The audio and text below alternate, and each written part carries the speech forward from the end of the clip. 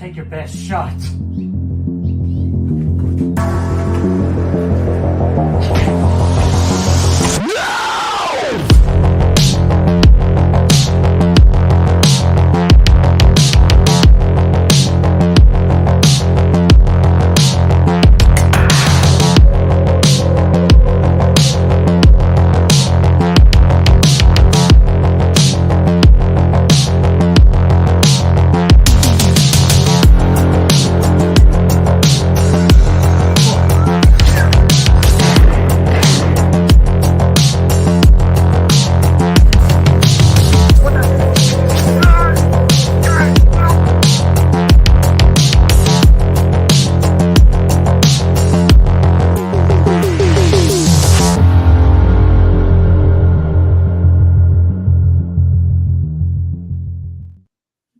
What's going on, guys and gals? Welcome to Good Will Hunting. Happy Thursday, 2023. Just a few more days left in 2023. Of course, we hope everybody had a very Merry Christmas. We got New Year's obviously coming up this next Monday, so we're gonna be jumping into 2024. And tonight Brad, we're gonna be hard to cut you off. I really hate cutting you off, but I have to say, you got the freaking like Harry Styles look going on with the hair right now. I was going for damn Tommy Boy when he's selling brake pads and he's having a hard time out there, and he Or said, falling off the "What the mountain. hell? What's that all Ah! about?" Oh, God. Thank you, little roots. Okay, I Please. apologize. You continue with your spiel, though. I'm sorry. I was just saying happy holidays, man. I hope everybody had a good Thanksgiving weekend, or that was last month, of course, but this month we hope everybody had a good Christmas weekend, holiday weekend, whatever it is you're celebrating. We hope you had a good time, and we have the new year coming up next week. So we thought it'd be a good night just to kick back, talk all the movies coming out 2024. We're going to talk about everything, all genres. We're not going to be stuck in the horror genre just about, all night. We're going to definitely talk about those horror movies, but we're going to talk about other ones as well. And this isn't really a ranking per se tonight. We're just going to have an open forum. We got the list pulled up. Hopefully we can all discover new movies that's coming out next year that we had no idea that were coming. Hunting That's for kind the of good goal. reels, man. That's what we're doing, man. And if you guys have anything you want us to talk about, pop them over there, ask them. We can look them up if we haven't heard of them. I got my list over here. This is going to be a fun night. I got a few that really sparkled my eye. I want to get your intake on. But yes, everybody, welcome to the very last stream of Good Will Hunting. That's the big announcement. The very last stream of this year. You all thought we were done. We're no close to being done. We're just going to get started. In 2024, we got big ideas, big plans. So we are so looking forward to that. And plus, trust me, I am ready for this year to be over. After what I had to experience today wasn't very easy, but it's okay. I need this stream tonight. I need the people in the chat. I need my buddy right here. Hopefully, y'all had a great Christmas and have big plans to celebrate and bring in the new year. So, yeah, I'm sorry, Rosie, my dear. I didn't mean to scare you. So, my dear, here is your rose. Hopefully, I make up for it.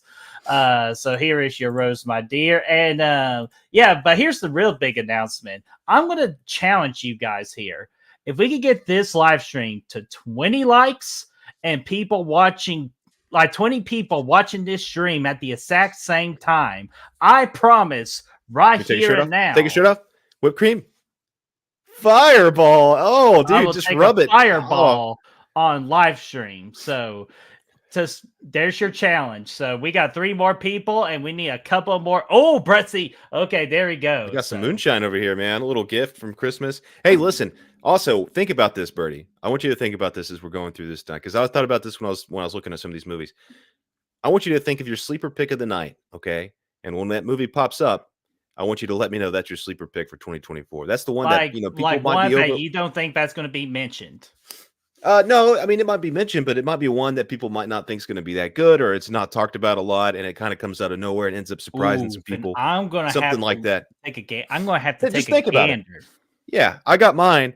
After looking at the director and the cast of a particular movie, and once we talk about it tonight, I'm sure I'll be honest with you. I think we might be thinking of the same movie. It's possible. It's very possible.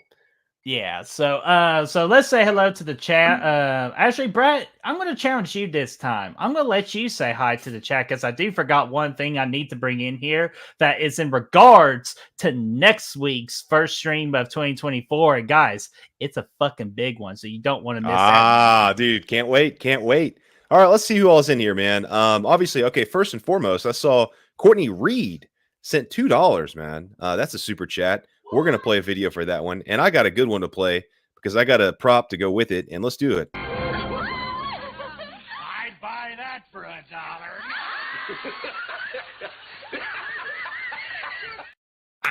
And then, of course, I'd buy it for $1 too, man. We got a boy Yeah. All right. So, so Courtney said, awesome year, fellas. Next year will be better. Yeah, dude, we're really excited for 2024. We're going to tear it up. We're going to be awesome. And it's going to be the best year of Goodwill Hunting ever. So looking forward to it. And so guess thank you what? for the. I like the t-shirt reference there because there have been talks. What kind of talks? Good real talks. Oh, yeah, there have been some talks. Yeah, but anyway, sorry. I'm just in that mood tonight. So if I can't interrupt you, just slap me. Dude, that's what I need is we need to put that clip in here of Will Smith slapping Chris Rock, and every time you get out of line, I'm going to play it. It's going to be. It'll be on my list. But you got to put your face on there. My You list. put my face. Yeah. My list. You just made the list. That's when I would hit the button right there to do the slap because we didn't need that. I'm just kidding. No, but thank you, Courtney. We appreciate it. Oh, we could also throw in the one from Jackass with the big hand. That'd be good too. All right. I love that one. We got Lamontre in the house, dude. What's up, my man? Good to see you. You already said hi to Rosie. Of course, we got Chris Snyder in here, man. Always good to see you, my friend. Raymond Malber, thank you for jumping in here. Always good to see you as well. Brother Fluff, of course, my man. How are you? Zodiac Z. We got Gory Tiger, Melissa. We got Brooke. Chad. Brooke, good to see you. Raymond. I think, yeah, you said Chad. I think I saw him spooning around in here. It's the only guy, man. He can spoon by himself. It doesn't really matter. Courtney Reed, of course, we already said, hey. Let's see. I saw another dude. I saw a sexy dude in here somewhere. Yeah, we saw Fat Fauci. Yeah, dude. Fauci Cinema, dude. What's popping, my man? Good to see you as always. Of course. Let's see if I'm missing anybody. Ashton. Did I say Ashton? Ashton's here too. What's up, my We'll dude? mention him again, then, if we haven't. Yeah. So. Melissa, good to see you here tonight. Brooke, let's see, man. It's hard. It's hard to get them all. I don't know how you do this all the time. Because I pay attention to what I'm doing, you know. Hey, Speaking of which, we got your Adrian. Like, how you doing?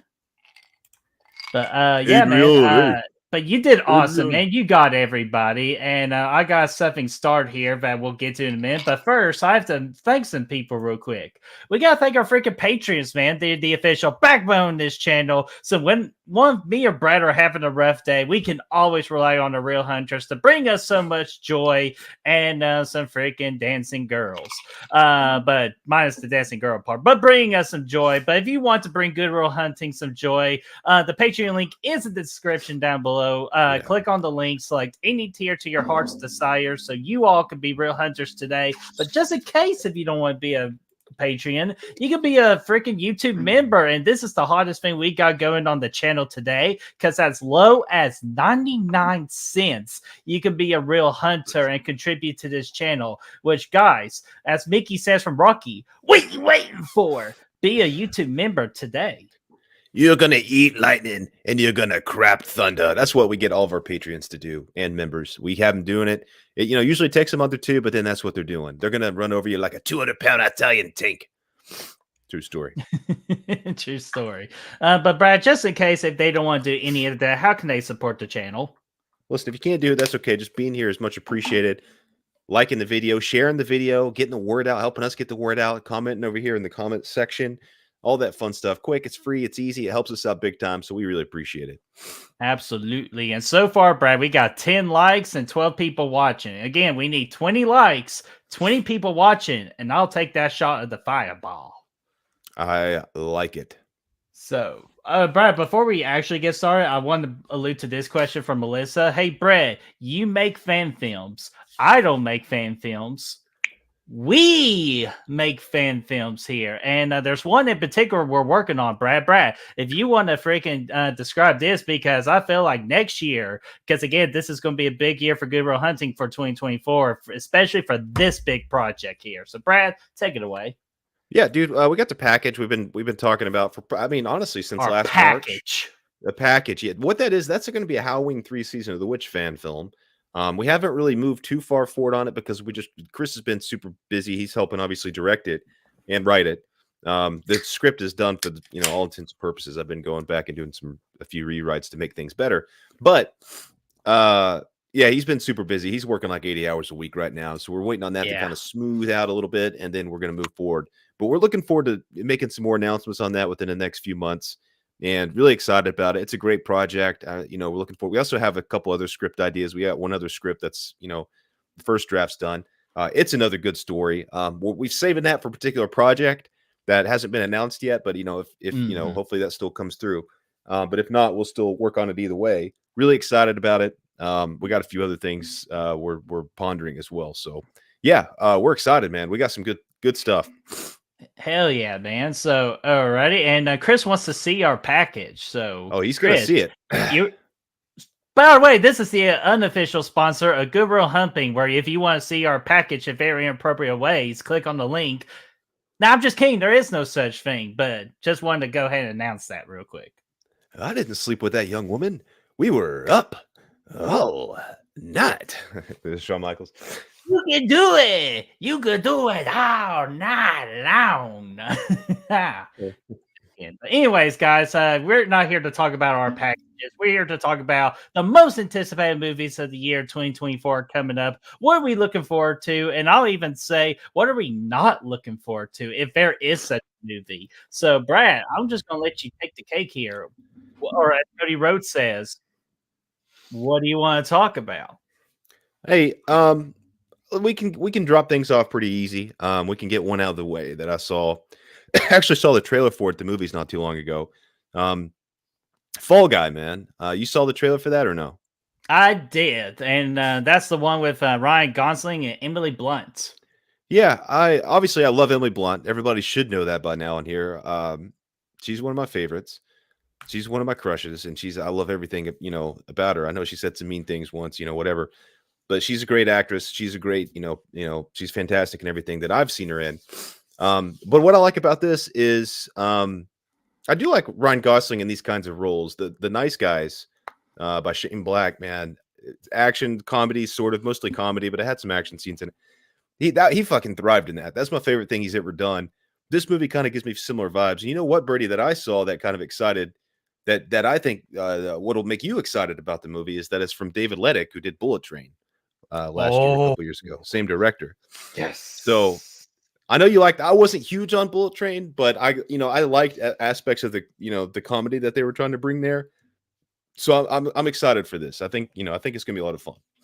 Mm-hmm. Yeah, man. And I'm still disappointed you didn't like Bullet Train as much as I did, because I absolutely loved that movie. It was definitely one of the most fun times I've ever had in the theater. Like, me and Aaron, like my buddy Aaron, we went to go see Bullet Train, and like we couldn't stop laughing. We had that much fun with it. And everybody in the cast was having fun with it as well. So when you mentioned that director to me with this movie with Ryan Gosling and Emily Blunt, and also Brad, I'm glad you brought that up too, because it makes sense why Aaron Taylor Johnson's in this movie as well, because he was in Bullet Train, and he's unfortunately going to be our Craven, which, spoiler alert, that's the movie I'm not looking forward to for next year. So yeah, dude, that's a great way to kick off here, because the Fall Guy I am definitely interested in. Yeah, and if you guys haven't seen the trailer, it's about Ryan Gosling. He plays a stuntman who left the business a year earlier to focus on his physical and mental health. He's drafted back into the service when the star of a mega budget studio movie being directed by his ex goes missing. So that's kind of the premise of it. The trailer, if you haven't seen it, looks good. I think Emily Blunt, Ryan Gosling, I think they're going to have a lot. It looks like they're going to have a lot of chemistry together. So I'm looking forward to seeing it. Hell yeah, dude. So you ready for me to bring, you know what? If you're going to bring out that one, I'm going to bring out something a little weird. And I'm not sure if even you knew about this. Have you ever heard of a movie called Mickey 17? Oh yeah, dude, I have actually. I was excited to bring that up. I was Damn it. excited to bring that one up, dude. Tell You us about it, sly though. dog. Okay, well, just in case, the director of this movie is Bong Joon-ho. You know what? I'll be honest with you, can't pronounce the last name, but just in case, if you're wondering who the hell I'm talking about, do you guys in the chat like this certain movie that came out in 2019 called Parasite? One, the big time, like kind of like a lot of people say it's horror, and a lot of people say it's just a big thriller movie. I kind of say it's both. Again, thriller and horror are kind of like one at the same. So if you're a fan of Parasite, this is the same director that's doing Mickey 17. And to top it all off, the star of this movie is freaking Robert Pattinson. So we got a great director and a great actor in freaking doing the movie. And I'm so looking forward to it. Like, I still need to see Parasite myself, but I hear it gets amazing, amazing praise. Just like Veronica says, Parasite is great. That's all I freaking hear. So that's why I got to give this movie a freaking watch. And plus the premise of this movie, super interesting. And I'll let you cover that because you're always good for giving insight on what a movie is about. The plot is literally listed as plot under wraps, so they haven't even let us know what the plot is. Oh, They did come out with they had they had a 30-second trailer. Yeah, let's hear it. All right. Mickey 17 is an expendable, a disposable employee on a human expedition sent to colonize the ice world Niflheim. No, that's not how you pronounce it. After one iteration dies, a new body is regenerated with most of its memories intact. I like it. So you mentioned obviously Robert Pattinson is the lead. Listen to the rest of these peeps, man. You got Mark Ruffalo. You got Steven Yeun, Tony Collette, dude. That's an outstanding. You got one badass director because Parasite was fantastic. It was my favorite. It wasn't my favorite of the year, but it was my top 5, maybe top 10. It was one of those that I actually really got behind when I watched it. It was great. Of course, that one was Korean. You had to read subtitles. It's looking like I doubt this one's going to be foreign because the cast is all English speakers. But it looks yeah, it's like Total Recall is a good idea. When you look at the trailer, the teaser they dropped, you can get Total Recall vibes from just the picture here, Chris, that said that. So that's a good point. Looking forward to this one coming out in March. So hopefully it comes out. We get a trailer birthday month. Our birthday month. Yeah. So there you go. So even though you get the best, greatest birthday gift of all is freaking imaginary on your actual birthday. What do you think about that? I saw that trailer come out. I don't know. We'll see. I'll probably watch it. I don't know if I'll see it in theaters or not. Maybe if I'm not doing anything and there's nothing else to see on my birthday, maybe I'll do that. But yeah, I mean, I'm always down for, a good fun horror movie. That's the one with like the teddy bear that's like fucking people up or whatever, right? Or something like that. Or it's the imaginary friend, man. Yeah, right. But it was like a teddy bear, right? The friend was? Well, I guess like the entity is kind of like taking shape and form of a teddy bear, but it's actually not a teddy bear, if that kind of makes sense. Gotcha. Okay, yeah, I got you. But dude, you know what? If you don't mind me to go again, because that is actually a nice segue. If we're talking about imaginary friends, there's a new movie that legitimately got on the horizon. We actually mentioned this on a live stream a couple of weeks ago, Brad. If you can remember this one, because it has Ryan Reynolds in it, and it's called If, not It, If. And If means imaginary friend, dude. Whoops. Oh yeah, dude. Sorry. I was sorry. No, pull that back up. Hold on. I want to see it. No, keep talking about If. I'm working on something. Okay, fine. I'll continue talking about If.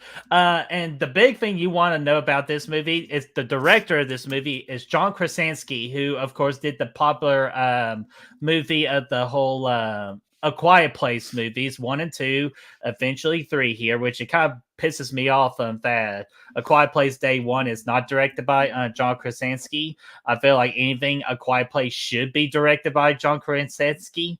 How many times can you say John Krasinski without messing up?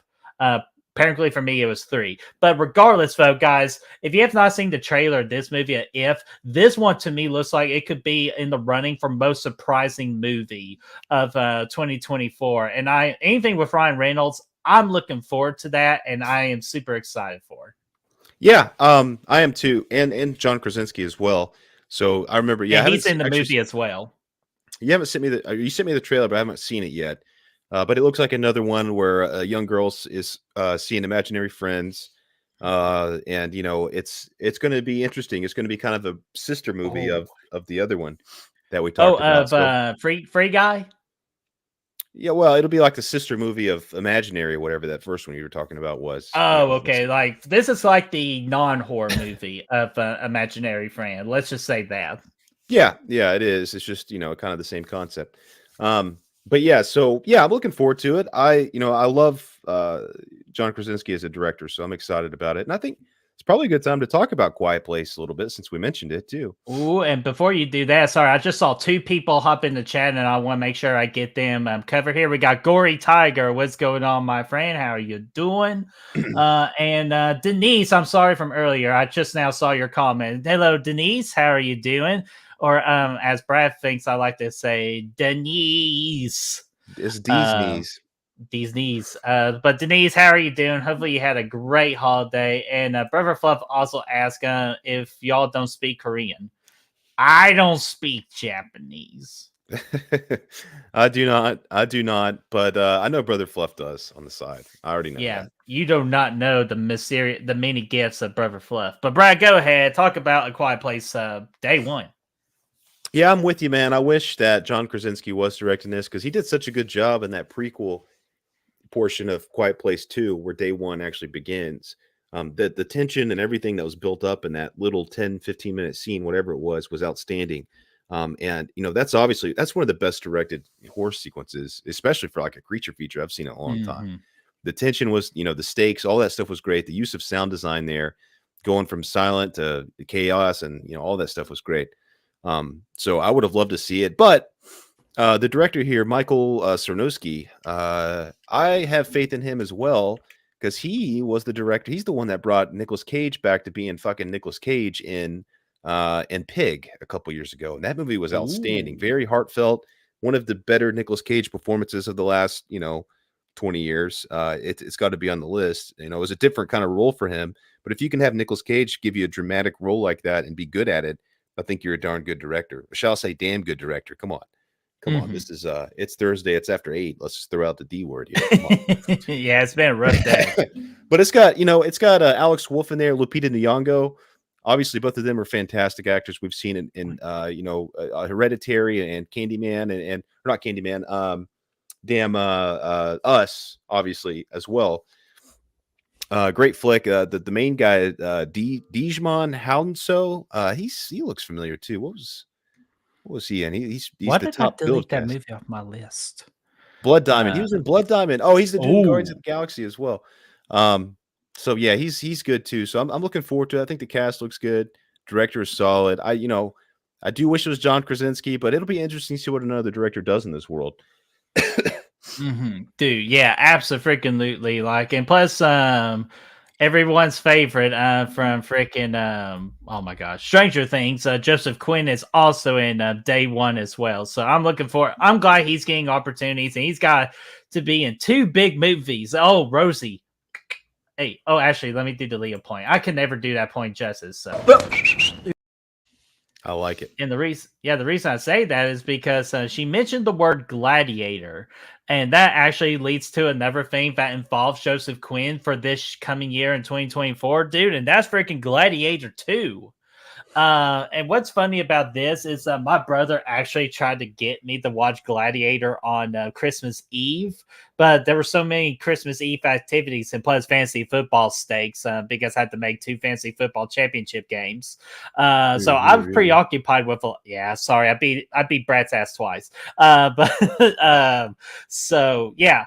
And my brother really wanted me to watch Gladiator. I'd say not today, but trust me, when we get near Gladiator 2, I definitely want to watch Gladiator just because Russell Crowe, this is, I heard, his best movie of all time. Even though I know the big scene in the movie of like, my name is Gladiator. How dare you turn your back on me? Like all that stuff, all that is just for, and then of course we know the amazing score of the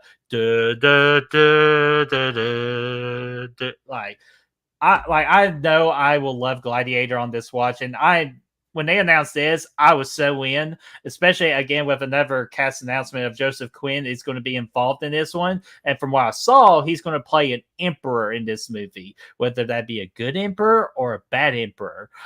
Who knows? Hey, Joseph Quinn's fine and dandy and all, but I mean, fucking Denzel Washington's leading this. So that's what's really got me pumped up because I loved it. I mean, Denzel's one of my all-time faves. And it's good. It'll be fun. I haven't seen a new Equalizer movie yet. But you know, it's just good to see him still out here freaking crushing it. Obviously Pedro Pascal's in this too. Excited to see what he can do in this world. He's freaking exploded over the last few years thanks to The Last of Us and the Tom Cruise movie that didn't have Tom Cruise in it, but it had Nick Cage. Massive waste of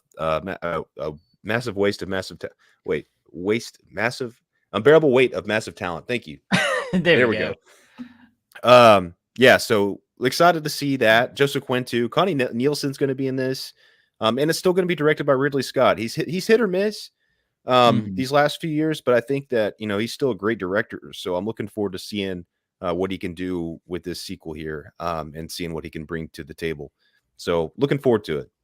Hell yeah. And Brother Fluff, I definitely remember what you talk about Stone Cold because I could actually memorize his whole spiel, but it's like I am the master of the middle finger. She passed with her a sorry sons of bitches. Beer drinker among beer drinkers. Trust her of no one, and I will stop a hole in your ass and walk it dry. Like, oh, it's so great. Love it. I fucking love it.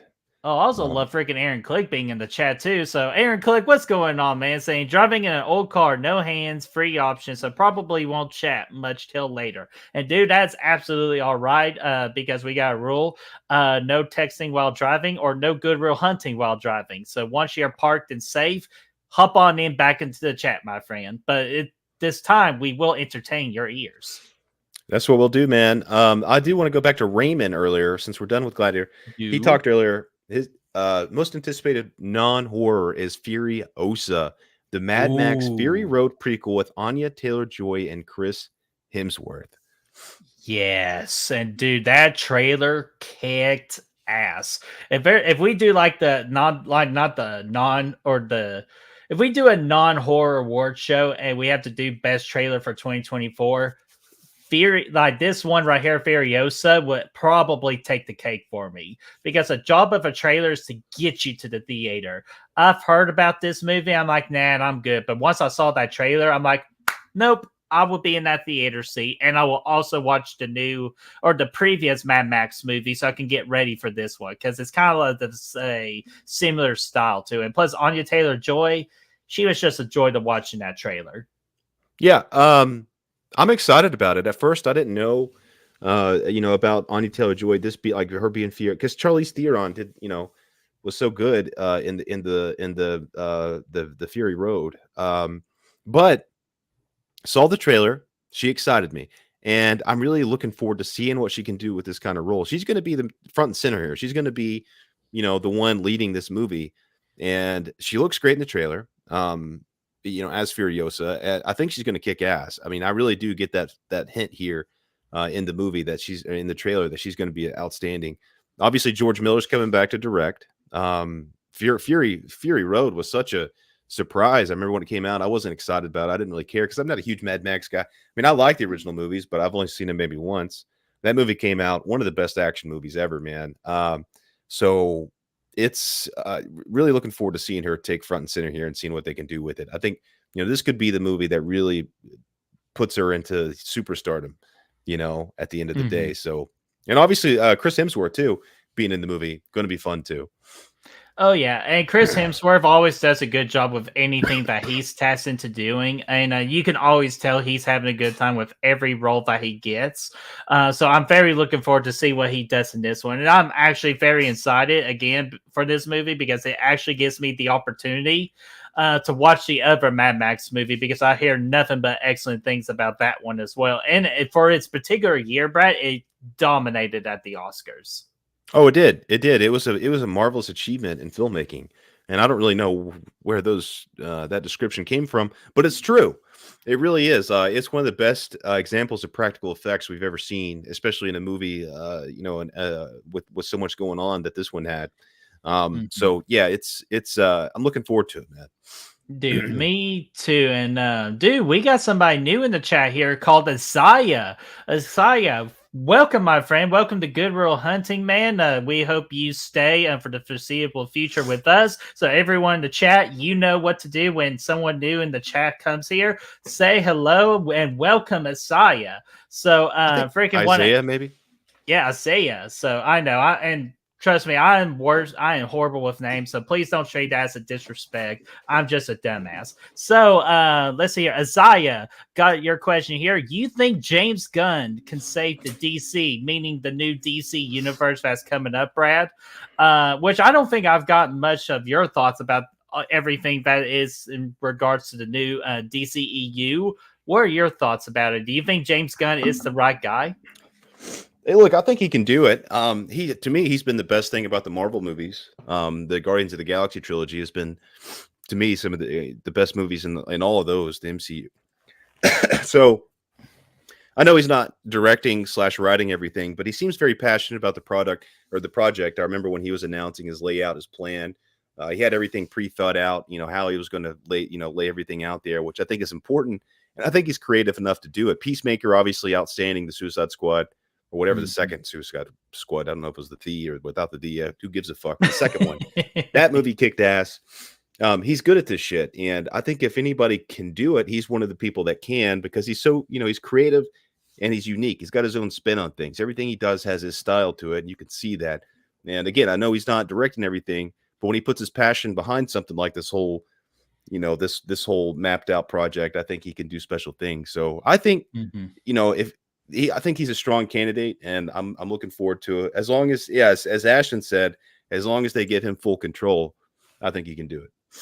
Yeah, I absolutely think he can, because if he can make a talking tree, a raccoon, and a dumbass, and a Dave Bautista, who made him pretty much the big Hollywood star that he is today, if you can make all that work into one film and make us care about them, I'm ready to go all in on this new DC. And plus, it'll be kind of like a nice refresh, too, in the superhero genre as well. Getting someone as passionate as James Gunn to do it.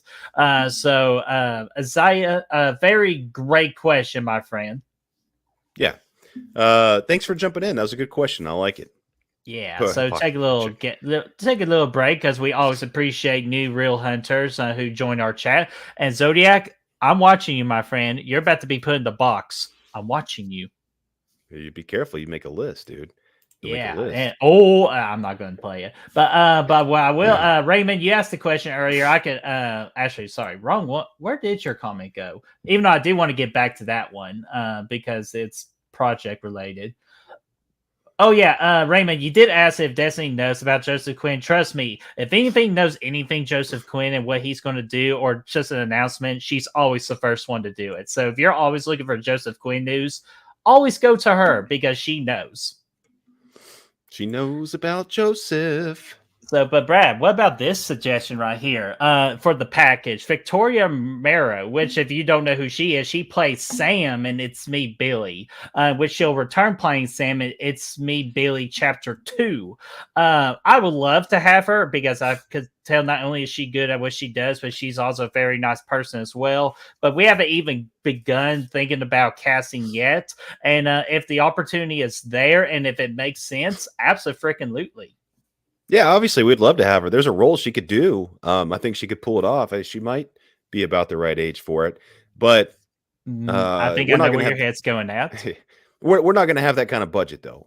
We're not going to have that. We're not going to have that kind of Dave McRae budget. We're going to probably be mostly self-funded, so it's going to be a small project, at least starting out. But we'll see where things go. I mean, if it takes off, if it gains popularity, if we're able to raise some funds.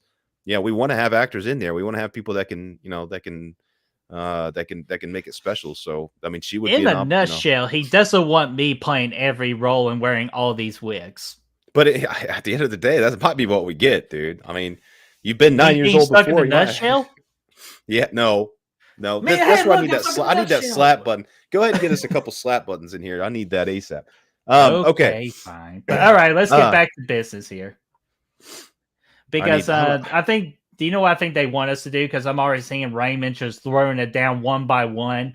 I think they want us to quit talking about non-horror and get right into the horror.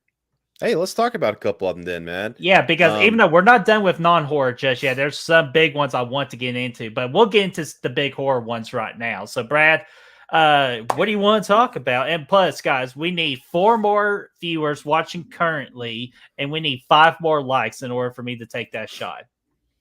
If you want me to take a shot, fine, I'll take a shot. Okay. Let's talk Terrifier 3. Raymond mentioned it. Let's hear your thoughts on that. Alrighty, dude. Before that, we just saw Jamie just pop into the chat. Jamie, how are you doing? Hope all is well. And for Terrifier 3, dude, very excited just because we took that major step from Terrifier 1 to Terrifier 2. And it definitely left us on a mark of like, what in the hell is going to happen next? And if you know that ending scene of Terrifier 2, trust me, you know. How do we go from that to Terrifier 3? And plus, we get our little teaser trailer of Art the Clown being Santa and a little kid that's possibly going to cause some controversy, which, trust me, it's already been kind of determined by Damien. He is going to go full in on the controversy, which, fuck yeah, please do that. And plus, yeah, woo! Fireworks, baby. Happy New Year. But yeah. And plus also Lauren Lavera and the kid who plays Elia, her kid brother, they're both announcing coming back. And for some reason, Chris Jericho's coming back, even though he didn't do hardly jack shit in the last one. So I'm gonna assume he might be an opening killer or something. That's what I was thinking, in the asylum, which, you know what, good riddance. Fuck AEW for that.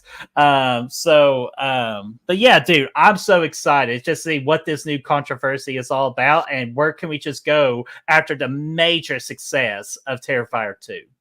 Yeah, I'm the same way. I am really looking forward to this being set at Christmas time. Like you said, him dressed up as Santa Claus, slaying, and I like the fact that Damien Leone just doesn't give a fuck. He's like, hey, we can give you all this money to make your movie, but you got to cut this scene out. No, I'm not doing that. I'm gonna make what I want to make. Y'all can fuck off. And this movie's going to do fine. And I like the fact that he's really more focused on his vision and what he wants to do, and not pleasing the financiers. I wish we had more directors like that. I wish we had more directors that cared less about money and more about doing the project they wanted to do. So I think I'm really looking forward to it. I'm looking forward to seeing how they can amp up the gore even more so than last time. It's going to be crazy to see what kind of shit they're going to pull off. Obviously Laura Lavera is coming back, so excited about that as well. But I think this franchise is really well suited to do some kind of Christmas slasher. The last one was Halloween. This one's going to be Christmas. I love it. I can't wait to see Art come back. Can we potentially get a Terrifier 4 with the Easter Bunny? Anything's possible in this thing. Anything is possible. I'm really looking forward to it. The poster that they posted, I don't know if it's going to be not the official poster, but the images they popped up, they're absolutely sick. So the last one had a good theater run. I think this one's going to do the same. Yeah, right there, dude. That's fucking awesome. Oh yeah, they passed these out when Terrifier 2 had a re-release in theater when they showed this teaser, and they were passing these out. Yeah, that's sick. I think that it's just going to continue to grow in popularity, man. I'm really looking forward to it. Dude, me too, dude. And definitely, I feel like for most people in our chat in the horror community, Terrifier 3 is their most looked forward to horror movie of 2024. I know I do have another contender, man. Actually, read that comment real quick. Yeah, Zodiac said, Damien Leone seems very Rob Zombie in that way. Fuck off. I'm going to make what I want to make. I dig it too. And yeah, that's a good point. And now a lot of Rob Zombie's movies have kind of, as of late, but without this mentality, we wouldn't have Rob Zombie's Halloween 2. We wouldn't even have the first Rob Zombie Halloween movie. I know the studio limited him in that movie, but I think both of them are very unique and special in the franchise. So, yeah, I mean, I'm glad they both exist. If it weren't for him standing up for himself and doing his own thing, they wouldn't. So exactly, that's what we need. Hell yeah. And Ashton, I'm sorry, man. Damn it, Brett. Now I want to see Art wear a Easter Bunny outfit. It's going to happen, dude. You know what? It could happen in this one because he could raid in A Christmas Story and kill our freaking boy. It's like, boy, you'll shoot your eye out. No, you'll freaking axe your eye out. With freaking art there, buddy. So yeah, sorry about that. And I keep on saying this joke around. Everyone keeps on saying, "Art's gonna deck the halls, boughs of holly." Poor Holly. Yes. So to let y'all know, our girl Holly, who's a big supporter of the channel, she's okay. So every time you hear Art's going to deck the halls with boughs of holly, trust me, no hollies are being injured throughout this entire time of Terrifier 3 talk. I'm gonna deck your halls, bub. You filthy animal. But dude, let me bring up the other leading candidate for most looked forward to horror movie of 2024, dude. And that's going to be Maxine. First off, are we going to get a damn trailer for Maxine? Because I feel like we are just freaking we're gone this long without a trailer. Like the strike's over. We need a trailer to get ourselves rejuvenated of excitement. Like, trust me, I know we're still excited for Maxine because after what we got of X and Pearl from 2022, but I feel like at the same time we need just that little of something. I feel like a trailer at this point is going to do that for us. Like, just get us right back to freaking excitement level, the same excitement level that freaking Terrifier 3 is going to do, or what it's currently doing right now. But I am looking forward to it because what freaking Ty West has done with this particular trilogy is just not only astounding and great, but it's also unique too, because what X did, it went to true slasher filmmaking. If in the Pearl one, it's a character psychological study horror movie. And then now we're going to get a whodunit horror movie. And I think that's an excellent decision. The cast for Maxine is fantastic. So I'm just anything Mia Goth and Ty West related, freaking sign me the hell up all day, every day. Yeah, I see. I'm still waiting on. We still don't even have a release date for this movie, right? Yeah, but I really am thinking 2024 is going to be it, though. That's what I've been hearing. It's supposed to be the year for it to release, but oh yeah, I'm thinking so too. But I'm still waiting to see when the damn thing's going to come out. Now, X was the same way. We didn't really know it was coming until right before it was coming. But the cast you mentioned, Kevin Bacon, Chris did. I'm excited for that. Michelle Monaghan is actually the top cast member on the street here. It's not Mia Goth. So that's interesting. I love Michelle Monaghan, dude. Fucking Kiss Kiss Bang Bang. She's outstanding. And Elizabeth Debicki too. I love her as well. From Tenet a couple years ago. She's awesome. Kevin Bacon, obviously, I mean, you can't get better than that. He's got boners. And I think that's a good thing to have. So I'm looking forward to seeing what he's going to do here in this movie as well. Hopefully we get another Kevin Bacon Speedo scene. I think it could happen given the subject matter of the movie. So I think it's very possible. He'll probably find the ass in. Yeah. Hey, dude, I hope he does find the ass in too. There's a lot of good things that can happen with Kevin Bacon. It could be really interesting. So you never know. Hey, I like a good prediction, folks. Snyder has a prediction for us. Is her experience on the farm fucked up her mind, and like Pearl, she is taking it out on anyone who gets in her way. I hope the reveal is that she turned killer. Which, you know what? She says she'll do anything to be a star. So you know what? That could be a great possibility. But if I'm doing a prediction right now, I'm going to say as this moment is probably what you say, Brad, that lead girl that is higher up than Maxine. Yeah, I think it's very possible. So I'm looking forward just to seeing how it all unfolds. I like the setting. If you guys aren't Could aware, be Halsey too. Yeah, I'm sure most of you guys are aware, but this is her in 1980s in Los Angeles. The next decade after the X movie, she's trying to make it as an actress. So it fits her character from everything that she was desiring to do in the last movie. So I'm looking forward to seeing it, man. I think it's got. I think the atmosphere is going to be great. Set in Los Angeles. I think they're going to bring those vibes in pretty good. The experience of a young actress trying to make her name. It's gonna be awesome, man. Dude, just imagine how badass the score is going to be for 80s Hollywood.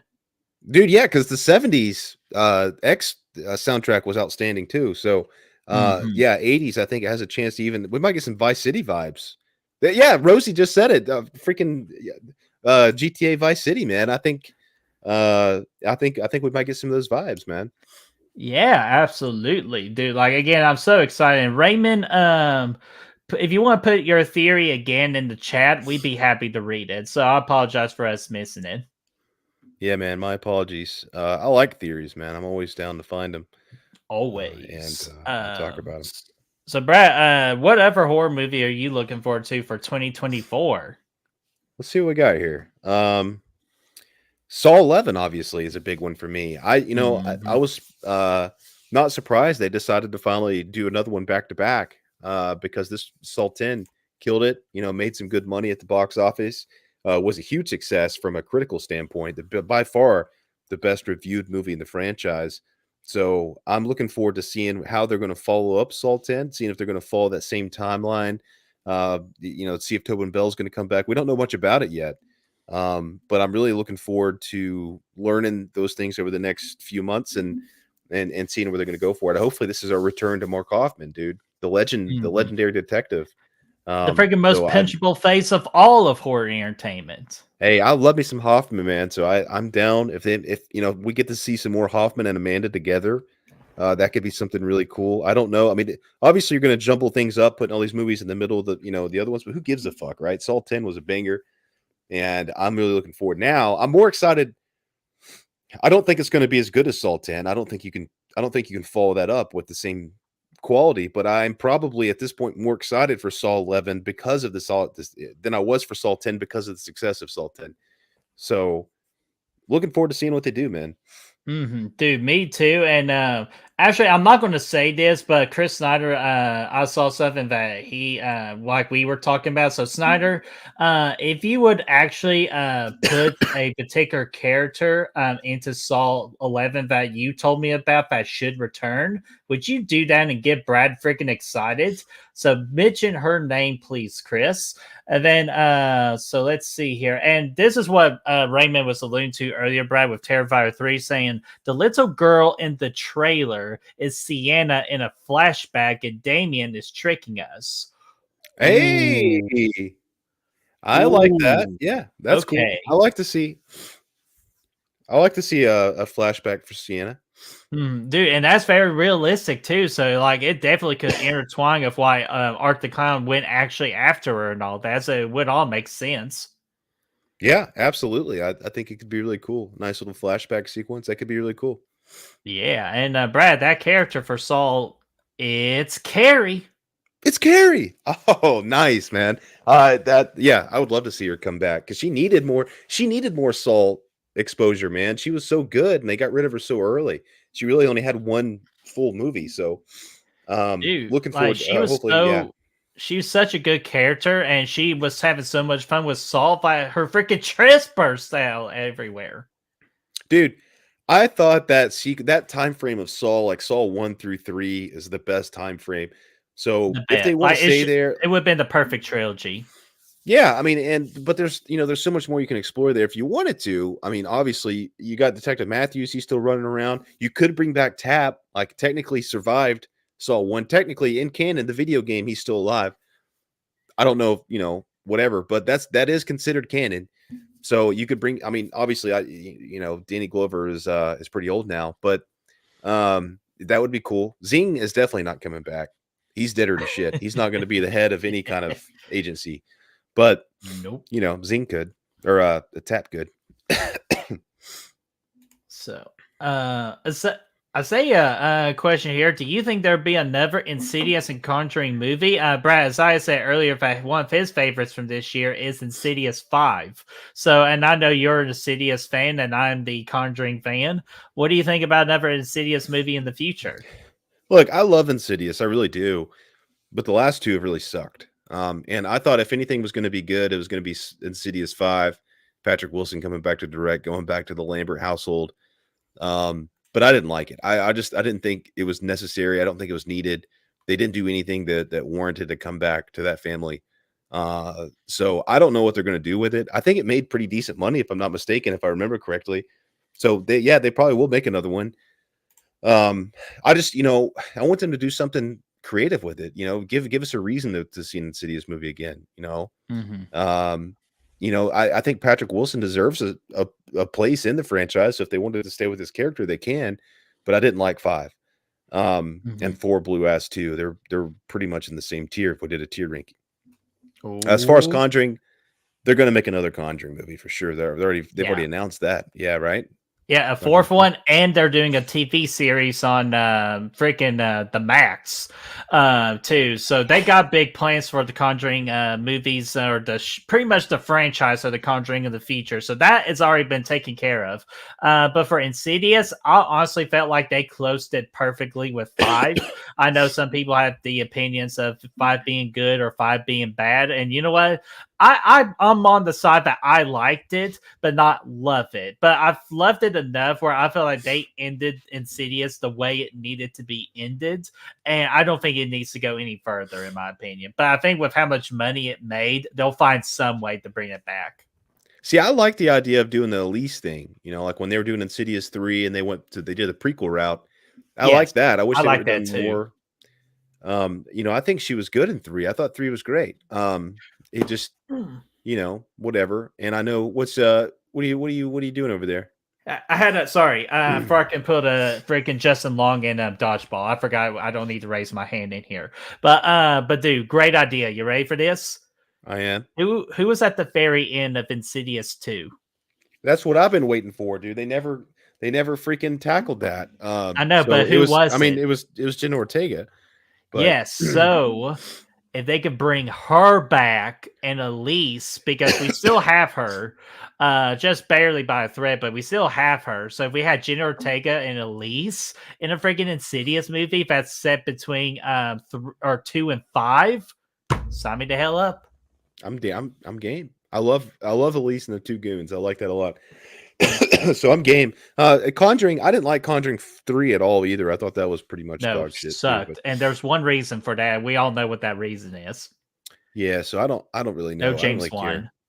Yeah, without one or Lee Winnell in either of these franchises, I just assume they end them.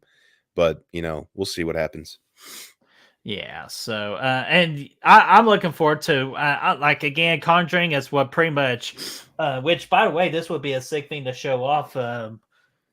I got this for freaking Christmas by Destiny. So yeah, anything Conjuring, I'm going to be a freaking fan for, and I will always be there day one. Ah, yeah, man, I like that. That's cool. Yeah, even though Brad, you'll be jealous of this one. I'm not sure if you've seen this one. I saw that in the picture. Yeah, that's fucking cool as hell. Yeah, I love dude. that. So like I was freaking jacked about getting all of this. So you know what? I'm gonna actually put it right there so you all can see it. There we go. So there we go. That's just the feature here. So Brad, let's continue along here. Any other horror movies that you're looking forward to for 2024 before we get back to some non-horror ones? Briefly, I saw that Smile 2 is supposed to come out next year. Now, again, as always with these types of lists, they're all subject to change. Some things can get delayed, some things get pushed back. This was just on the list that I saw. Saw Smile, I thought was fine. I didn't love it. I thought it was a little overrated, but I would definitely still see a sequel. I don't know if it'd be day one I'd be there, but eventually I would watch it. So it's cool, it's creepy, and I would check it out, I guess. Dude, and do you know what made me smile about Smile 2, though, when they made the first cast announcement? Naomi Scott. And if anybody knows me, I am a huge fan of Naomi Scott. She played the Pink Ranger in the reboot Power Rangers movie. She played Jasmine in the Aladdin live action Disney movie. So I think she's very talented, and actually seeing her in a horror movie is actually a new challenge for her. And I'm so looking forward to see how she tackles it. Yeah, and I guess the same director's coming back too, so that's good news. You're not going to get anything too. Same director. Yeah, so that's good news.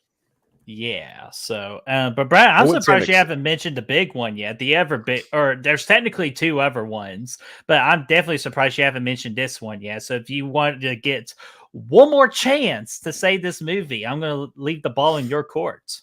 We can save it for later, man. We got some other non-horror stuff we can talk about for a little bit. All right. Can I at least mention one more horror movie? Just one more? Yeah, go ahead, dude. Oh, please. Okay. Yeah. Can we talk about the new Alien movie? That's what I was about to say. I love it. Yeah, please do. Yeah, freaking Alien Romulus is going to be the Alien movie, and I'm pretty sure, from what I understood, Brett, it's supposed to be set between Alien and Aliens. So it's like that movie in between the two, from my understanding of it.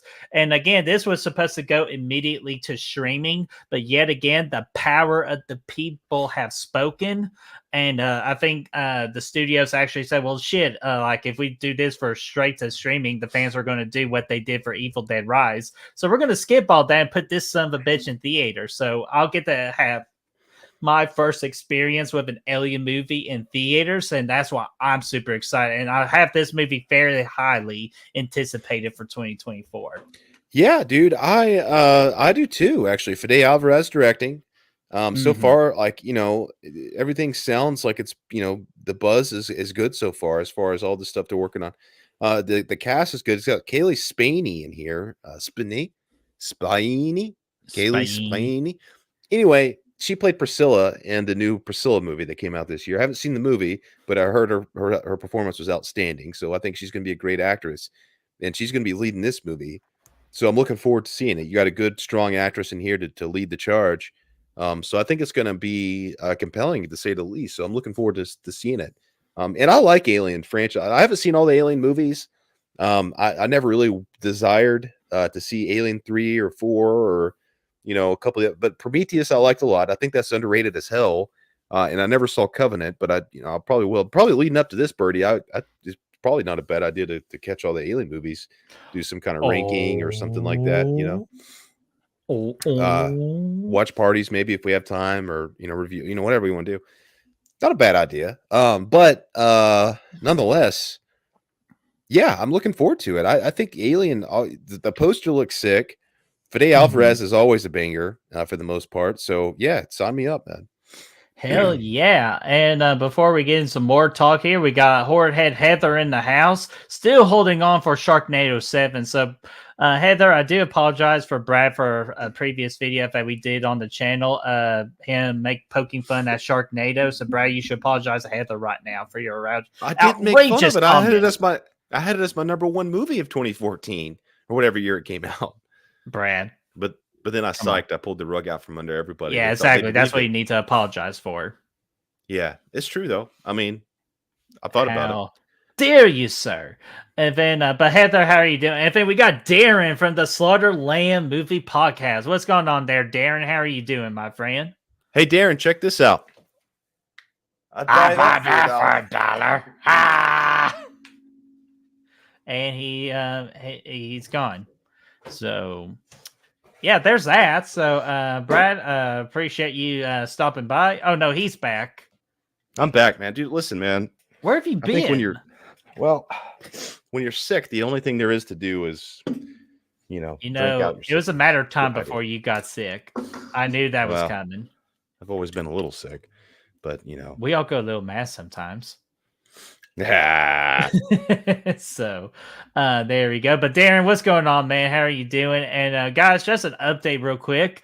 We got 16 people currently watching, and we got 18 likes. So if we can get 2 more likes and 4 more people to watch this stream, so we can get 20 likes and 20 views, I will take a shot at some Fireball.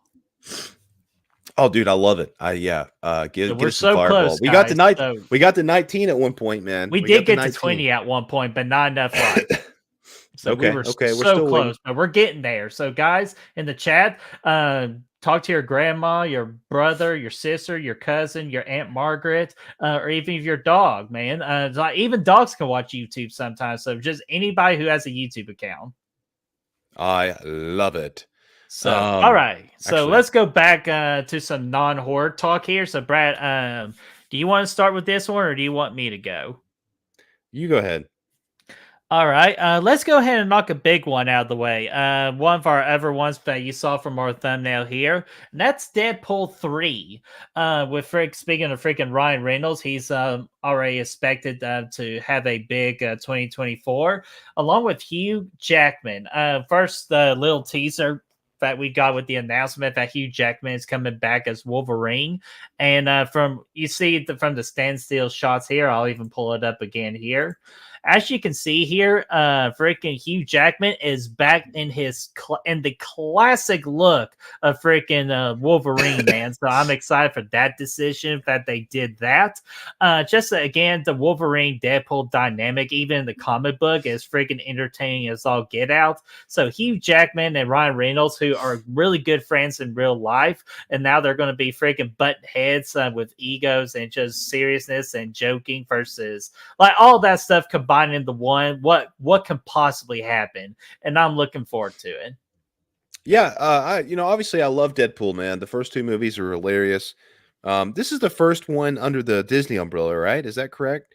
From Um, my understanding, yes, that is correct. And I think they might try to find a way to intertwine it with the MCU, possibly.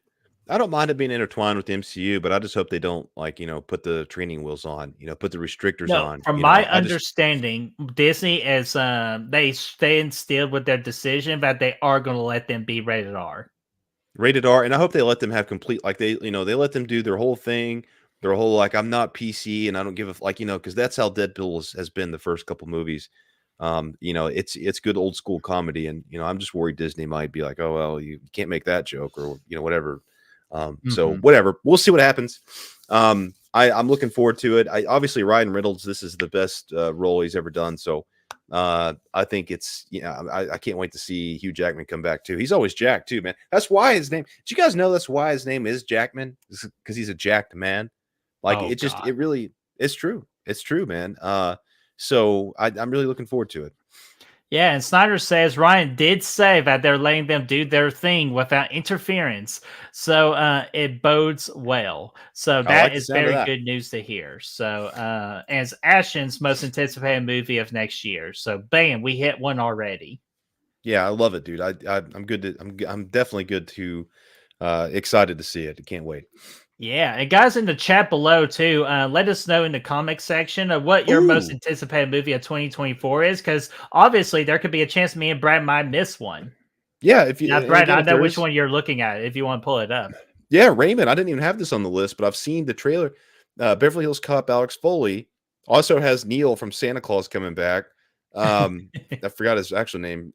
What's his name? Nelson? No, something Reinhardt. No, Reinhold. Whatever his name I'll is. look.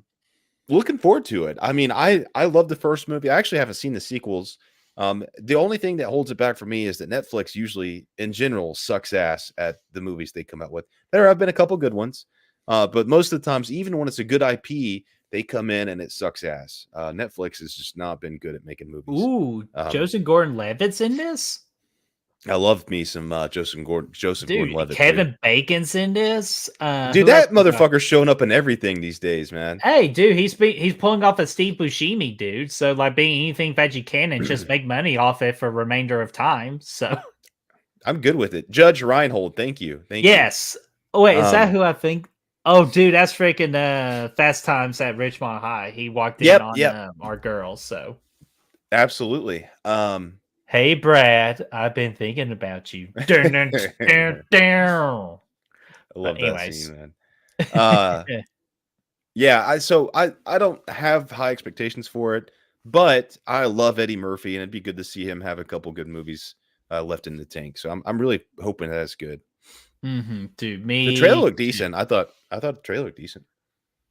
And let's see here. Heather is excited for House of the Dragon season 2. Oh, yes, dude. I didn't. Yeah, Braden too. I know Braden's excited as well. So, dude, yes, we didn't really have any series on the list tonight, but dude, I fucking loved the first season. I think I need to check on one.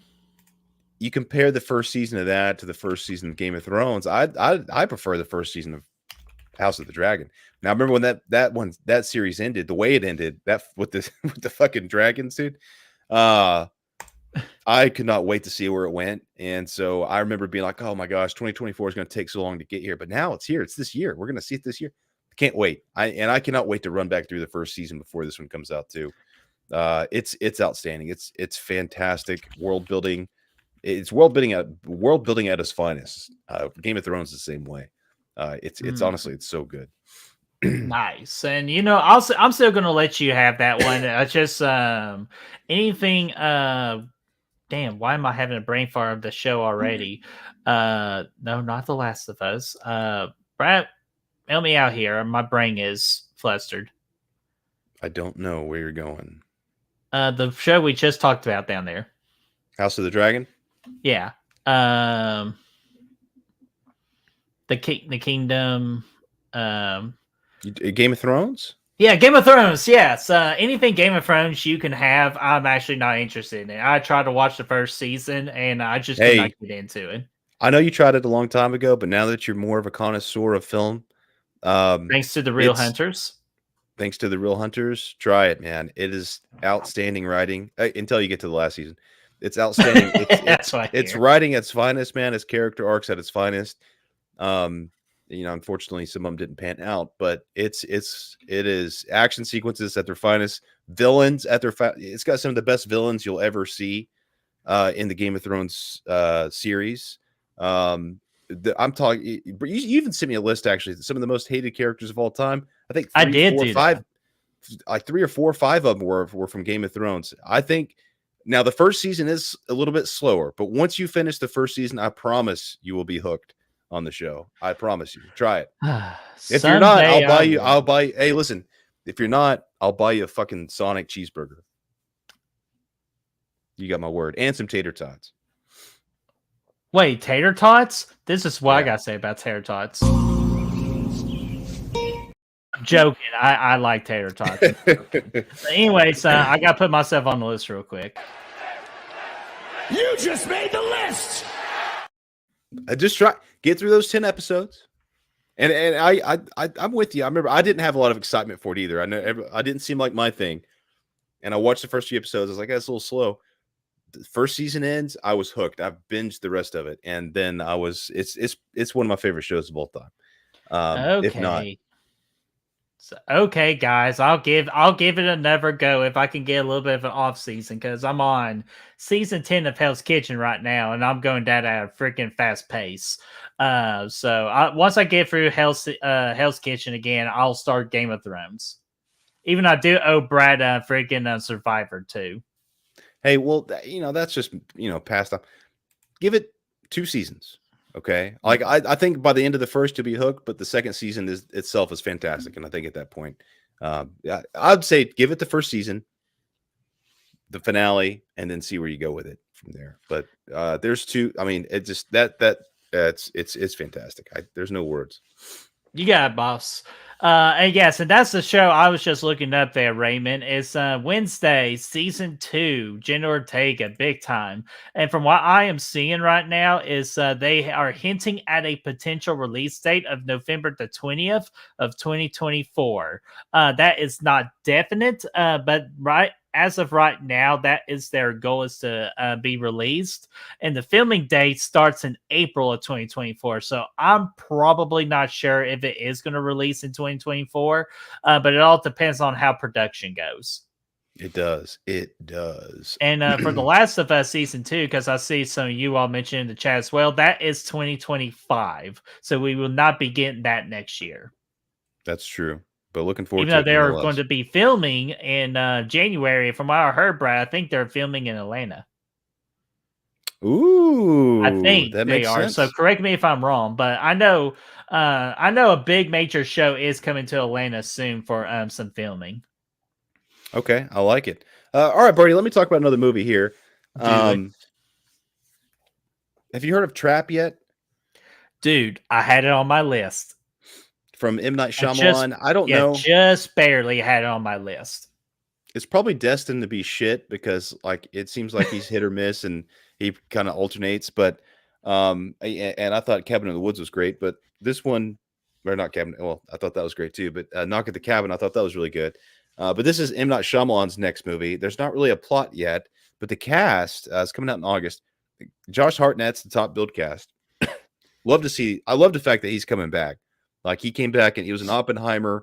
He was in that Black Mirror episode that was fucking outstanding with Aaron Paul. I don't know what the plot is. It's called Trap.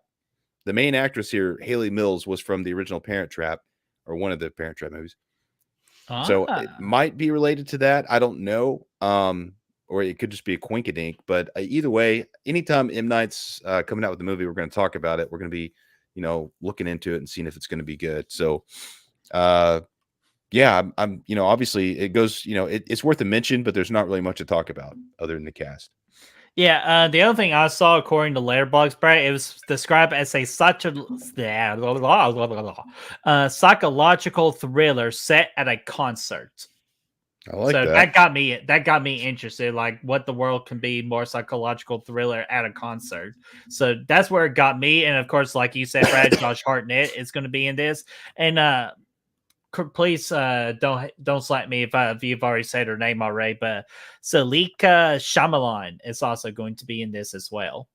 I did not. I'm that's interesting. Supposed to play a character named Lady Raven, and I'm not sure if that is his wife or a family related member. But yeah, a Shyamalan other fan, M. Night Shyamalan, is going to be in this movie as well.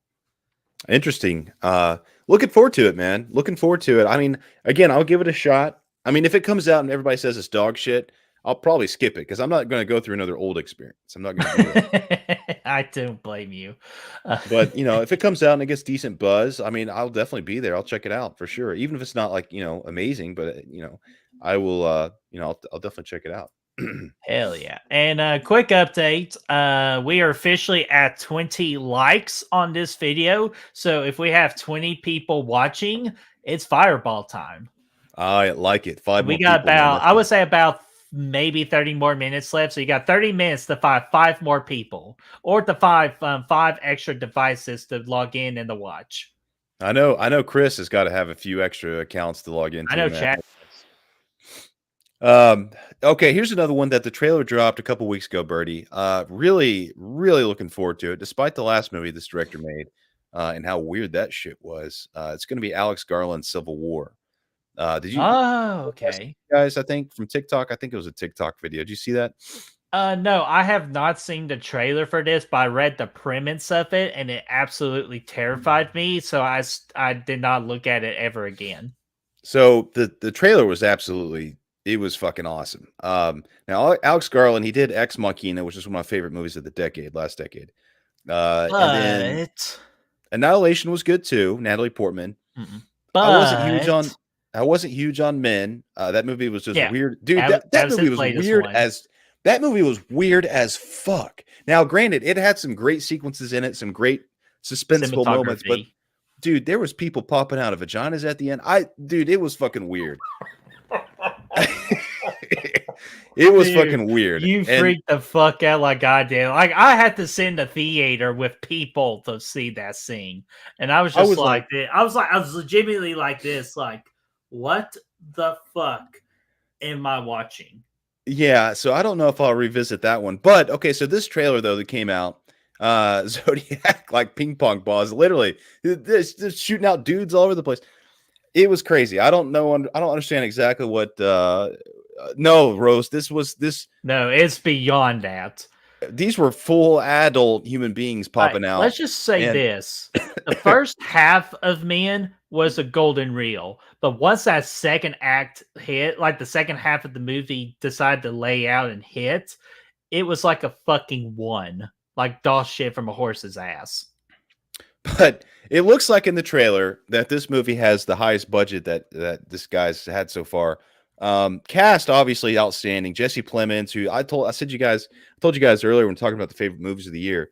This guy eventually I think is going to hit Oscar territory. He just keeps coming out with banger performances, man. He's great. Kaylee Spaney again is coming into this one. Nick Offerman, dude, we love Nick Offerman. Kirsten Dunst, obviously, anytime Jesse Plemons is around, Kirsten Dunst is usually around there as well. I'm really looking forward to it. The trailer, so the it's about basically like a modern USA, or it might be somewhat futuristic. I don't know when it's set.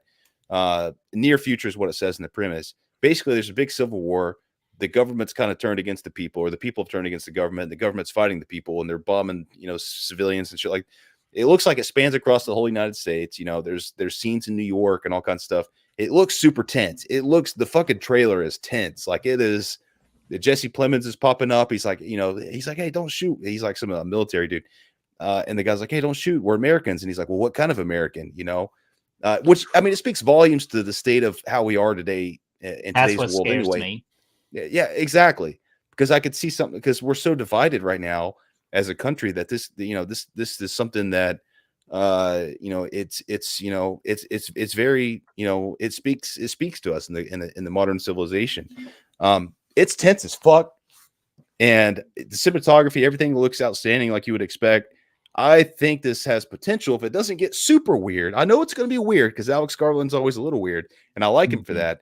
As long as it doesn't get super weird, as long as there's no vaginas and people popping off, and they're Golden naked people. You can have vaginas in there, but I don't want to see people shooting out of them and like falling off buildings and shit, like like being weird. Like I don't want it like the bombs. I don't want it to be bombing people with vaginas and people are getting bombed out and like you just I don't know. I don't necessarily want to see that, but I'm looking forward to it. It looks good. Yeah, I'm sorry. You know me, Brad. I got that weird ass imagination. You could not imagine what I'm thinking right now.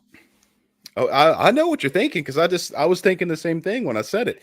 I don't want to see it per se, but I think that in general, it looks good though. If you haven't seen the trailer, check the trailer out. Hashtag for tonight. Hashtag Ginas. It looks it looks like it's gonna be powerful though. So yeah, I think it's gonna be good. Hell yeah, dude. But hey, good pick. So let's see here, Brad. What movie can I pull out? How about there's not much released about this one, but a couple of people have already been announced for this movie is what gets me excited. Have you heard anything about a movie called Red One? Actually, no, I haven't. Let me look it up.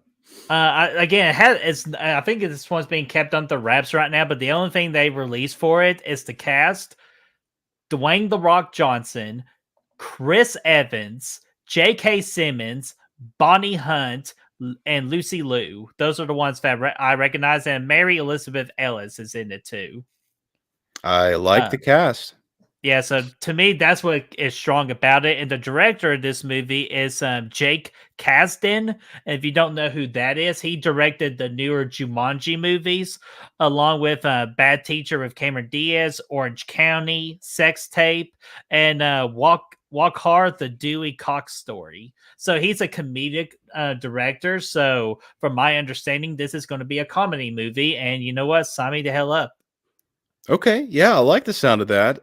I'd be curious to see what it's about, what the trailer is and stuff, but I like the cast a lot, so yeah, I think it has potential for sure.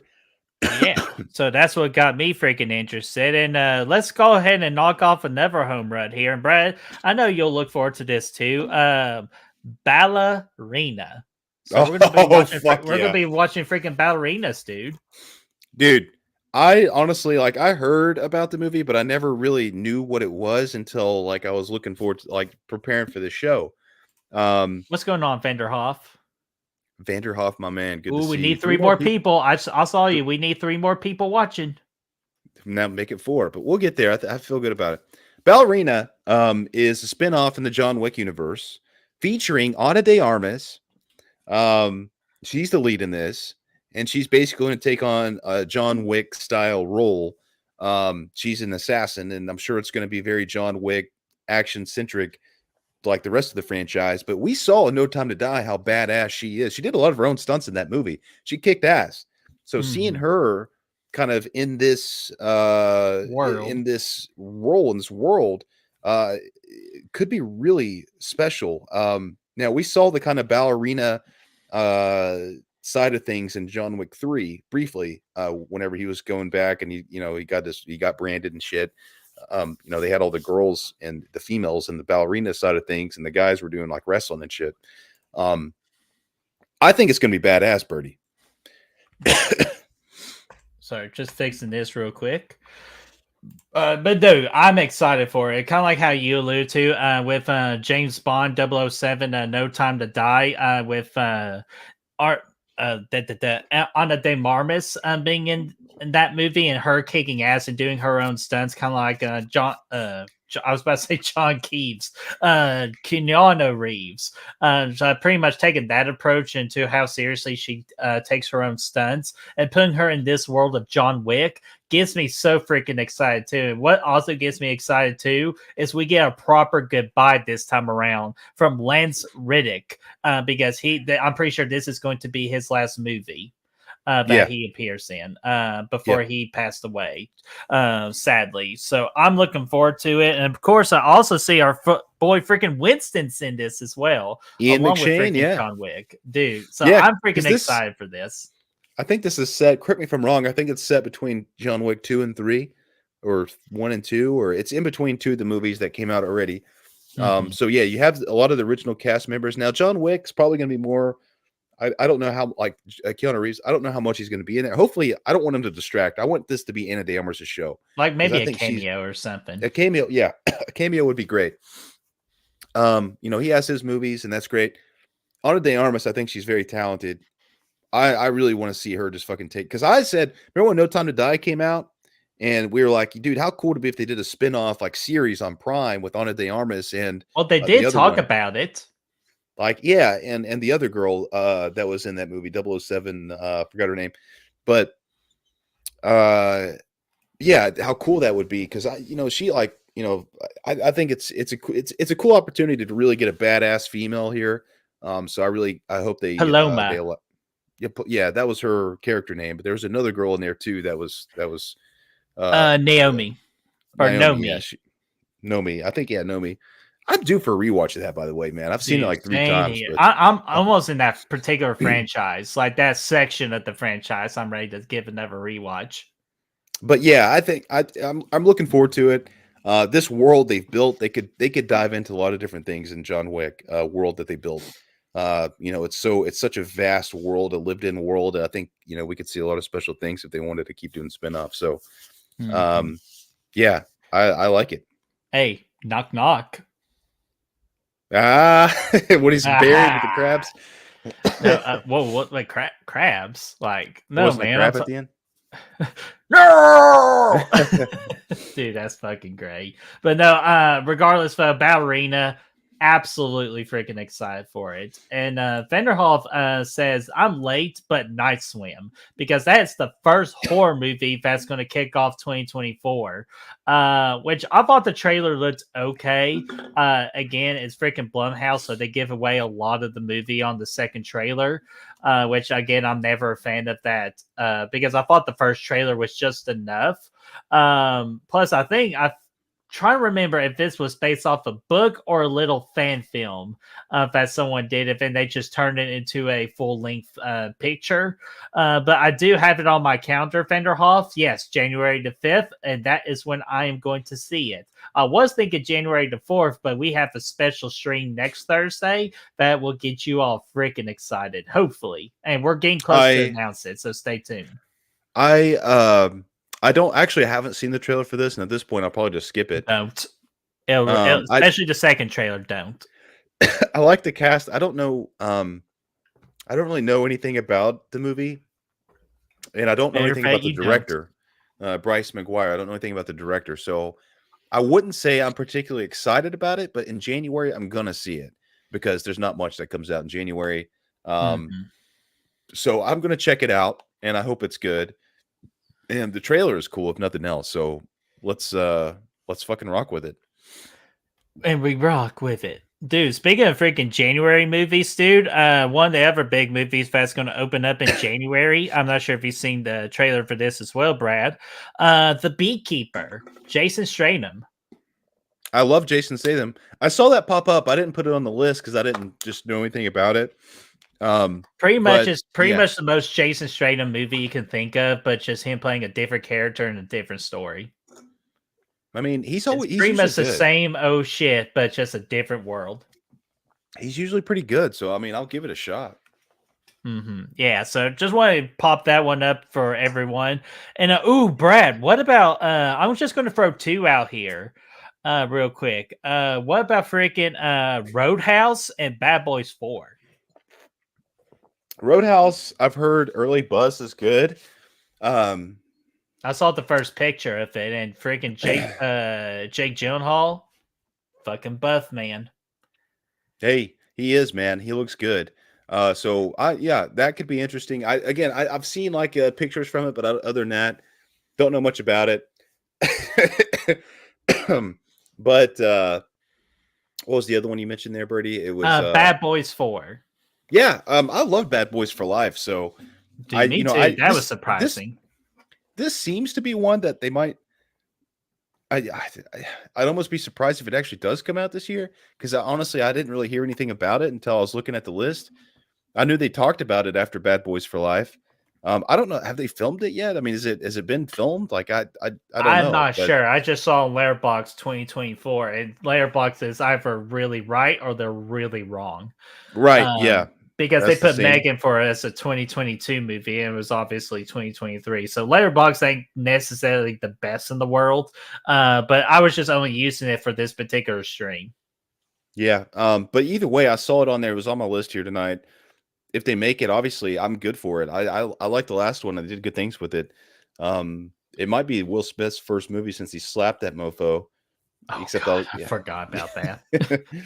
Well, I didn't forget about it, but I just forgot that this is his first movie since that. It might be. I mean, something may have came out, but I don't know for sure. But either way, I love the Bad Boys movie, so I'm looking forward to it. Yeah, me too. Like, dude, that's new paint on the car. Oh, my bad. No, damn. Never mind. Yeah, that's what I was thinking. I was like, I saw it pop up on the list. I forgot which list it was, but it's like I haven't heard anything about it since the slap, and so I don't know. Yeah, I feel like it's officially canned. Darren, that sucks. But you just got slapped. You got slapped across the face, my friend. Maybe eventually you just they'll got make it. Slapped. Maybe eventually they'll make it. But yeah, I'm not surprised by it though, because it just it didn't seem like it was going to come out just yet. But they do have it's in the can, not canned. Okay, so does that mean it's been recorded? It's been okay. They shot it earlier this year. Okay. Thank you, Darren. Back in the game, baby. I got mixed up with being canned and in the can. I didn't know, dude. I'm not very canny with all that stuff. So you said okay, good news. Okay, so all right, let's see Bad Boys 4 then. I'm excited about it because I thought the last one was a big. When they come for you? I thought the last one was a big surprise. I didn't have expectations for it, but it was great. Sorry, doing a gold member real quick. But there we go. Brad, any ever some non-horror movies just to kind of wrap up the non-horror side of things? I got a couple more left, but what do you have any more else before we finish it off strong with some horror movies? Definitely, I got a few. One being where the fuck happened to my main one? Is it still okay? It's still there. Well, there's one there's like two major ones we haven't talked about. Like honestly, three major ones we haven't talked about yet. Real quick, I'll just kind of talk over this. I thought it looked interesting. Spaceman. It's an Adam Sandler dramatic role movie, which I love him in dramatic roles. Uncut Gems was fantastic. But it's a Netflix movie, so my expectation is that's going to suck ass. Moving on from that, there's a Karate Kid movie coming out. Daniel LaRusso. Well, Cobra Kai is fantastic. And yeah, but I kind of got burnt out on it, so I haven't even tuned into the last two seasons yet. Listen, they're connecting. Don't ever fucking do that symbol again. You know what the fuck that means. They're connecting. Guys, I am so sorry. This is not a real humping special. I promise you. Like they're connecting Daniel LaRusso, Daniel's son, and the Jackie Chan character from the remake. So that's interesting. They are. So that's I know they are.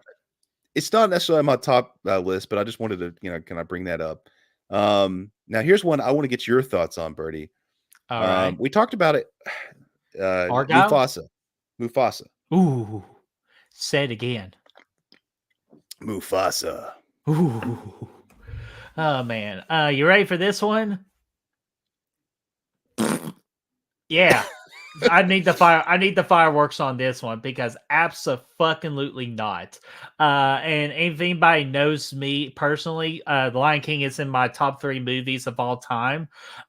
Because of how much it means to me as I was little. It's one of the 2 movies in my entire life I've watched over 30 times.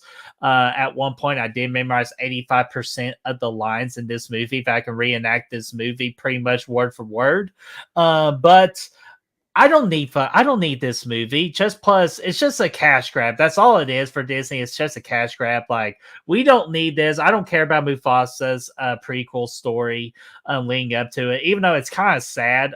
But the actual story they came out with it's kind of sad a little bit. Mainly more sad towards Scar than anything because you'll see Scar get Scar. Haha.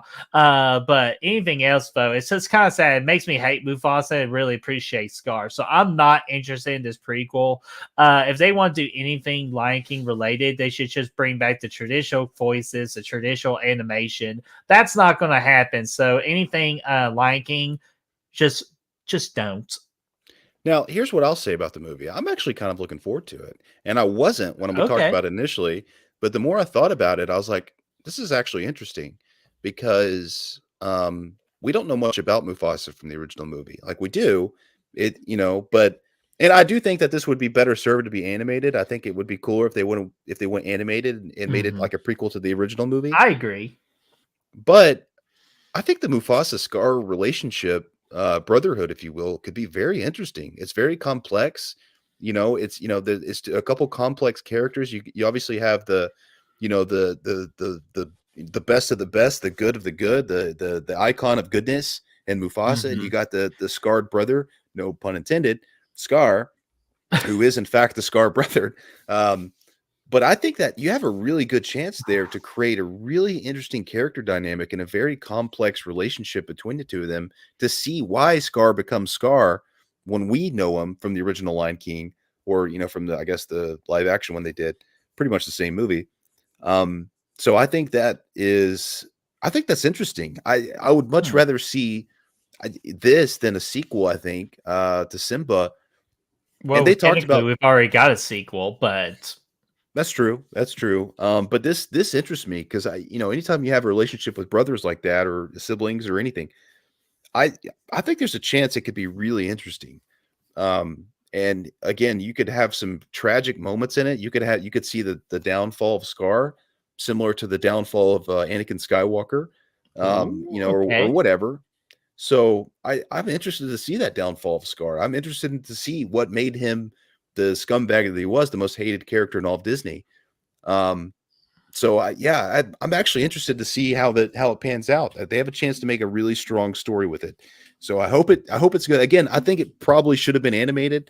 I think it would have had a bigger impact if it was an actual prequel to the actual Lion King movie. But yeah, let's see it. Let's check it out.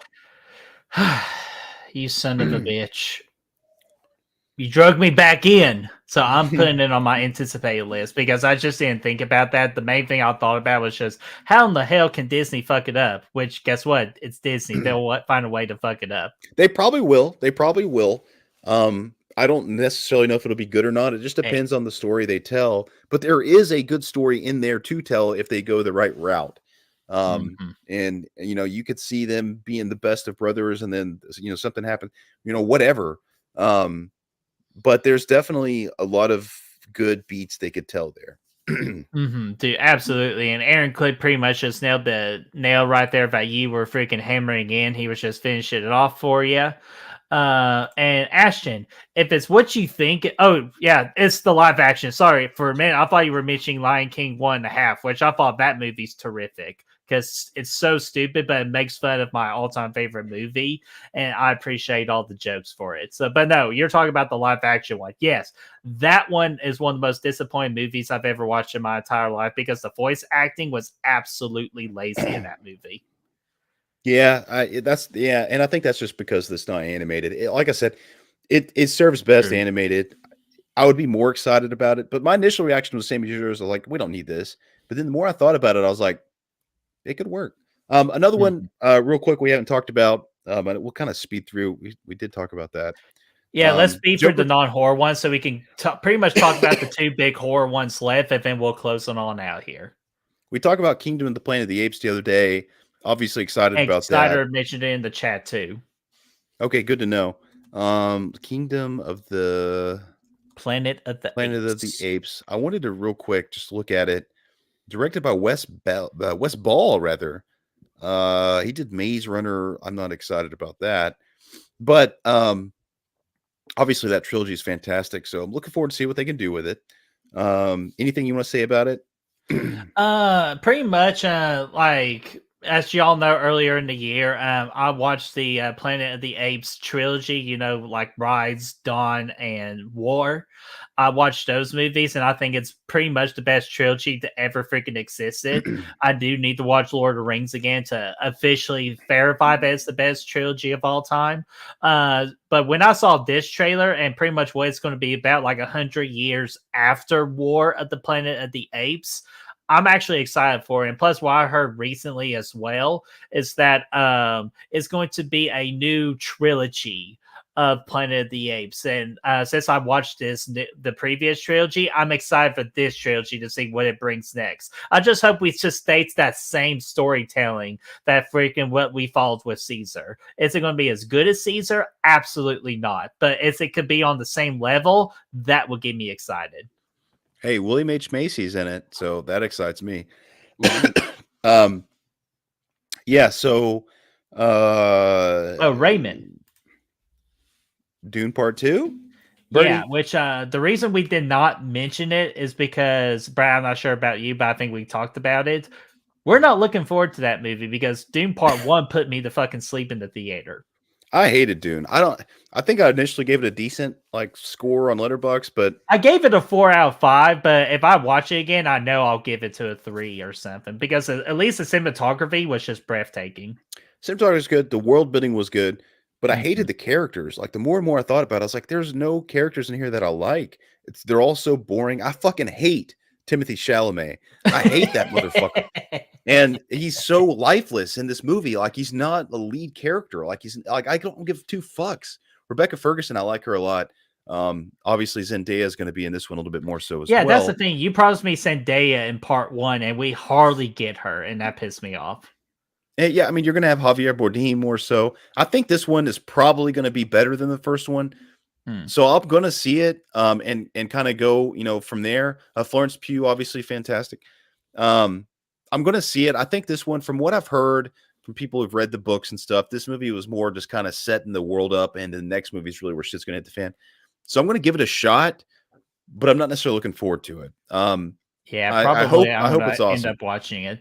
The only motherfucker that was any sort of character in that movie was fucking dude Roman Reigns. Jason Momoa. Yeah, I thought he was. I liked him.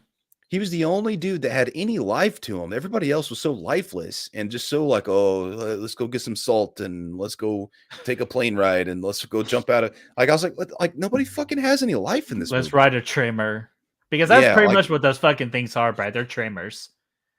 More or less, they were big ass trimmers, graboids, but they were there. But yeah, I'll give it a shot. I'm going to hope that it's there. Another one I want to talk about, Bertie. We did mention this already. And what's going on there, Blu-ray? And guys, last chance here because we're getting ready towards the BDN. We need 5 more people to watch this stream at the same time for 20 for me to take that shot. Bertie, Joker 2, man. Joker 2. Yeah, I was waiting for you to talk about it. I was going to let you mention it. So what do you want to talk about with the Joker, man? Fuedo, or whatever the name of it is. It's a lot better than I would. So it's a musical. I'm interested to see what they do with it. But I think they have an idea in mind, and I think it could be a really special sequel because they are doing something so different with it. And Lady Gaga, I mean, dude, she's an underrated actress, man. Yeah. The movie with our boy in it, Bradley Cooper. When a Star is Born. She was fucking great in that movie. Or not When a Star is Born. A Star No, is that's Born. Right. Yeah, that's right. That's right. You're right. The second time. So looking forward to seeing her as Harley Quinn, man. And Joaquin obviously won the Oscar the first time around. All the stuff I've seen, it looks really cool. Yeah, I'm looking forward to that as well. It being a musical is what worries me But again, it's not all musicals are bad. It's just you have to have a good story behind those musical, and just a sequel behind the success of the first Joker movie, which was my personal favorite movie of 2019. I'm very looking forward to this, and I'm just excited to see. And plus, to have Lady Gaga play a different version of Harley Quinn, I think it's a perfect match. And I think for what they've shown with their pictures together is a good chemistry. And plus, Lady Gaga kissed a random female on pretty much while filming the scene too. So I'm wanting to see what the fuck is up with that. But yeah, regardless, though, I'm looking forward to it. Two things got me excited about it being a musical. Obviously, Lady Gaga, she's got the best pipes around. Yeah. One of the best musical artists of all time. Mm-hmm. Two, don't sleep on Joaquin, man. Walk the Line. He did all of his own tracks for that movie. He can sing. The guy can sing. So I think the story is going to be interesting enough. So I'm compelled. I'm very compelled to see what they do with it. It could produce 2 Oscar nominees at the end of the day. So looking forward to it. Nice. Are you ready for my sleeper pick of the year? Yeah, but before that, can I knock off these these movies real quick? And if Go you ahead. just want to give some insight, let me know. The first one being Argyle. That's like that kind of like action movie, action adventure movie. With this horrible CGI cat for no reason. I just felt like that's entertaining. Ghostbusters Frozen Empire, because I was really high on Ghostbusters Afterlife, so I'm looking forward to see what they do next. And Twisters. From what Braden informed me, because I follow his Twitter, he always posts the latest news of any movie. So if you're wanting to follow his Twitter account to get movie updates, I highly suggest that. He tells me that the people behind Twisters said that this is not an actual sequel to Twister. It's actually going to be its own thing, which I'm a little disappointed. But again, the cast of freaking Twisters is astounding, with Daisy Edgar Jones and Glenn Powell being in this. That gets me excited. Also, Kieran Shipka, who was the main girl in Totally Killers, in this as well. So I'm actually still excited for Twisters. And then the last movie, and this is the one just because I am a... Oh, go ahead. Stop me. Somebody stop me. Twisters is my sleeper pick of the year. Is it? Okay, sorry. Got ahead. It is. Because of all the reasons you just said. I think it's going to be one that nobody's really excited about. Because of that, everybody's like, oh, it's a sequel to Twister. Who gives a fuck? And now I love Twisters. Or not a sequel. I know, that's what I'm saying. I think that's going to people's perception of it, though. Sequel to Twister, who gives a fuck? Nobody's going to be super excited about it. Now, I would be excited regardless because it is. But Lee Isaac Chung is directing the movie, who did Minari, which won a bunch of Oscars, or at least was nominated for a bunch of Oscars. Okay. Very talented director. Okay, which I did not expect for this movie. I thought it was gonna be some chum, they found off the road. Not Chung, the guy who actually is directed, but a chum. So I was like, so I was looking at him. I was like, okay, I actually haven't seen Minari yet. But I've heard nothing but excellent things. And I know that just from word of mouth that the director is fantastic. But you mentioned the cast: Daisy Edgar Jones, Glenn Powell, from Top Gun. From the movie that just released, with Sweeney, whatever that blonde chick's name, that's pretty much being hitting it big so far in Hollywood right now. That's also in that romantic comedy. I forgot the name of it, so help me out there in the chat. Braden actually loved it, gave it a 4.5 out of 5. I heard Glenn Powell did great things in that film. Yeah, Glenn Powell, he was great in Top Gun as well. That's right. Oh, dude, he was also in Darkman Rises. Did you know that? Also got Kieran Shipka in it from the movie this year that we all loved, Totally Killer. And the writer of the movie is the same is the writer from The Revenant. So I think this is an all-star cast with an all-star director telling an intriguing story. So I think this is my sleeper pick of the year. I think this is the movie that's going to come out. Nobody's really looking forward to it too much. It's going to come out. I think it's going to be really good, and I think people are going to be blown away by it. So that's my prediction. That's my sleeper pick of the year. Really excited about it. Hell yeah, dude. And you know what? I'll join you on that train, my friend, with Twisters being that needs to definitely have more attention because everybody loved the original movie of Twister, and that's what Raymond brought up too. They couldn't do a sequel to Twister without Bill Paxton or Philip Seymour Hoffman. I will kindly disagree because I thought at first Stacey Edgar Jones was going to play like the daughter between Bill Paxton and Helen Hunt. Helen Hunt movie. Yeah, my favorite Helen Hunt movie. Like I thought she was going to play the daughter, and you don't necessarily need the parents to make a successful sequel. That's kind of like a trope in the sequels. Oh, the child is the new character with the parents being in the movie in the well. Like I feel like you couldn't, like you necessarily didn't need the parents of Bill Paxton and all that. But I'm okay with it. I'm actually more interested now it not being a sequel to Twister, just because I want to see what direction they go with it. Yeah, I think that to me is Anyone definitely. but you. Thank you, Raymond. Yeah, there you go. But yeah, sleeper pick of the year for me, man. Dude, freaking good pick. And yeah, let me get my last movie in real quick. It's Sonic 3. If anybody knows me, I love video game movies if done right. And so far, they have done the Sonic movies right. And the main reason I'm excited for Sonic the Hedgehog 3 is because they're doing a badass character in the Sonic world of Shadow. And I am so excited because I feel like this could be the dark chapter of the Sonic franchise that they've been doing lately. And plus, they've been knocking it out of the park too with these Sonic movies. With Sonic 2 being the highest grossing, at the time, the highest grossing video game movie of all time, which obviously Mario fucking abolished it with his $1 billion success. But before that, it was Sonic that was dominating, and I feel like they'll continue that trend. And plus, I feel like this Sonic character is also going to be included in that Mario like Supermatic universe when they do that Super Smash Brothers movie in the future. So I'm looking forward to Sonic the Hedgehog 3. Hell yeah, dude. So I need to see all those. Dude, yes, you do. So all right, with all that, you didn't have any other non-horror movies before we knock out the last big 2 horror movies. No, that's it. Just Beetlejuice 2, which is kind of a hybrid. It's still kind of. And I have one other one too. Okay, yeah. Yeah, so you want to talk about Beetlejuice 2 real quick?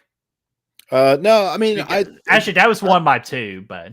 Oh, okay. Well, there's also a Jordan Peele movie coming out in December, apparently. See, so, I knew you figure you get that one, and then of course I get. And I know the big one that I know. Yeah, I know we'll save that one for last because we're a big fan of a particular director. But Beetlejuice 2, because I really enjoyed the first Beetlejuice movie, and I know everybody for the longest time has been clamoring for a second one, which I was okay with.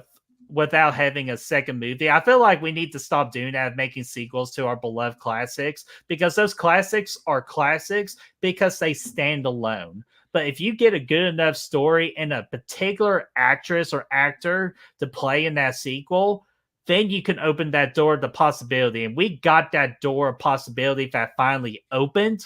And that is an actress named Jenna Ortega, who is the perfect character to play the daughter of Winona Ryder's character in the original Beetlejuice. And plus, we got our boy freaking oh my god, what? It's always these streams. I always forget the bigger names of people. Oh my god, Brad, help me. Which person are you trying to think of in Beetlejuice? Beetlejuice. William Dafoe? Oh, no, Michael Keaton? No. No, but what were you just Michael saying? Keaton? Michael Keaton, thank you. God, I'm such an idiot. But yeah, Michael Keaton coming back as Beetlejuice to play such an entertaining character is just freaking amazing. So, like, yeah, exactly. Jenna Ortega, Winona Ryder, Michael Keaton, sign me the hell up. And Willem Dafoe as well. Wait, is William Dafoe in Beetlejuice too? Willem Dafoe is, yeah. Oh, shit. I just now saw that. Holy shit. Okay, so I'm even more freaking excited. Anything William Dafoe, I am too. I'm going to be excited. Yeah, I think it's cool they were able to bring the cast back from the OG and put in Jenna Ortega. And obviously this was to her more important than Scream, and I think that's a good thing, especially considering where that's going. But I think that but yeah, I'm looking forward to it. again, I don't know. Like, I'm not like, Beetlejuice isn't necessarily one of my favorites, but I like the movie. And looking, I think they should have made a sequel a long time ago, but better late than Mhm. never. Let's see what happens with it. Dude, absolutely. So, Brad, go ahead and knock out the anything update with the Jordan Peele's fourth movie. Don't know anything about it really. I obviously I'm still waiting on another Get Out from Jordan Peele. Another. Mhm. Nope. I didn't like Nope. Us was okay. Let me see if there's anything. It's not titled yet. It's pre-production. There's no cast or anything on IMDb, so don't know anything about it. There's really nothing to talk about, but I'll definitely check it out, and I hope I hope he comes out with another banger. Yeah, and from my understanding, the original idea is the last movie we're going to talk about tonight, and Jordan Peele's fourth untitled movie. We're both going to set to open on Christmas Day to battle each other. But from what I saw from a previous news update, that the Jordan Peele movie is the one that's going to be held back for release. I'm not saying it's going to be moving to 2025, but it's not going to be released on December along with this next movie, the last movie we talk about, because Yeah, I and feel Raymond's like saying, I think they figured out that they're not going to succeed over this movie. yeah, and Raymond's saying that it might get pulled. So we'll see. But yeah, and the next movie, let's go ahead and talk about it. Yeah, Let's it's the see what's gonna. last movie. And you know what, Brad? I know we're at 12 people, and I know I promised it's supposed to be 2020, but at one point we did get 20 viewers, and everybody's been so awesome to us on the channel. I'm going to do the fucking shot. BRB. You want to take a shot? I'm Fine, going you to can do take a it, damn shot. it.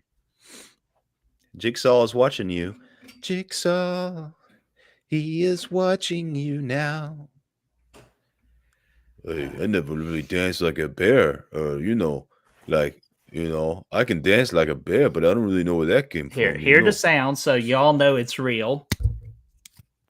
Oh, that's a fresh bottle, Birdie. Yeah, so just wanted to prove it. So, guys, here's to all the success of 2023 on Good Real Hunting, and for the success we're going to get for 2024. I hope you shoot it See? out your nose.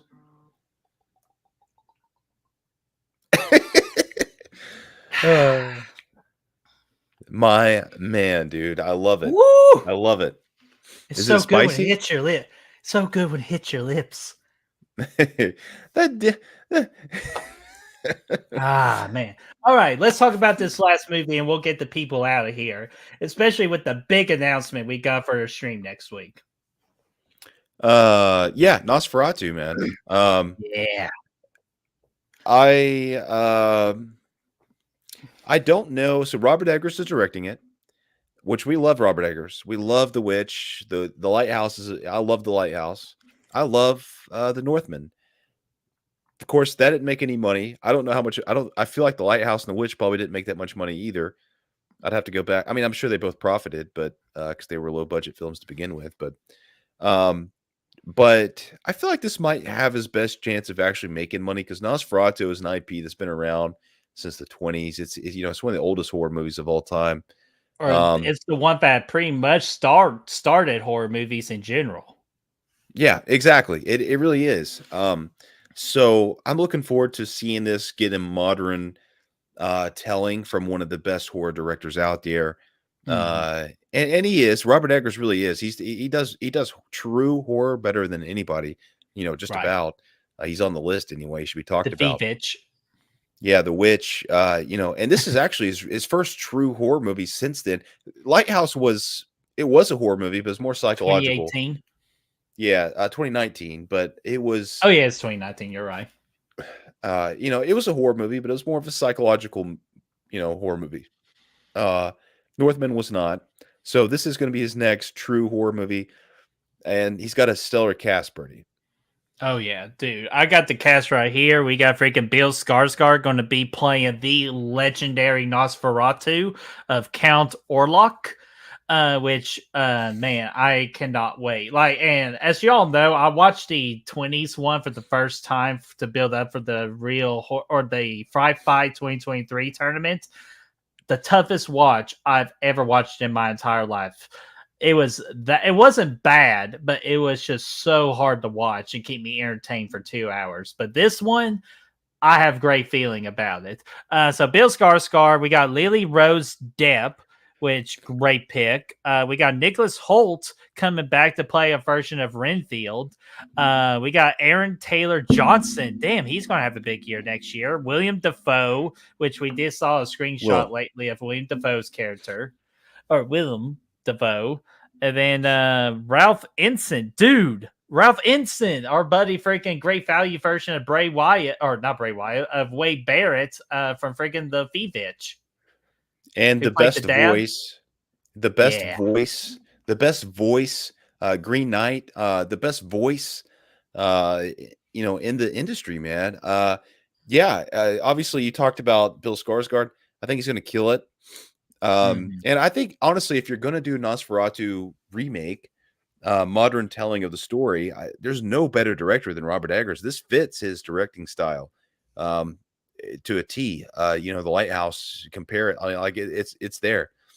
And it would be cool, honestly, if he did the same aspect ratio, black and white, old school cameras for this too.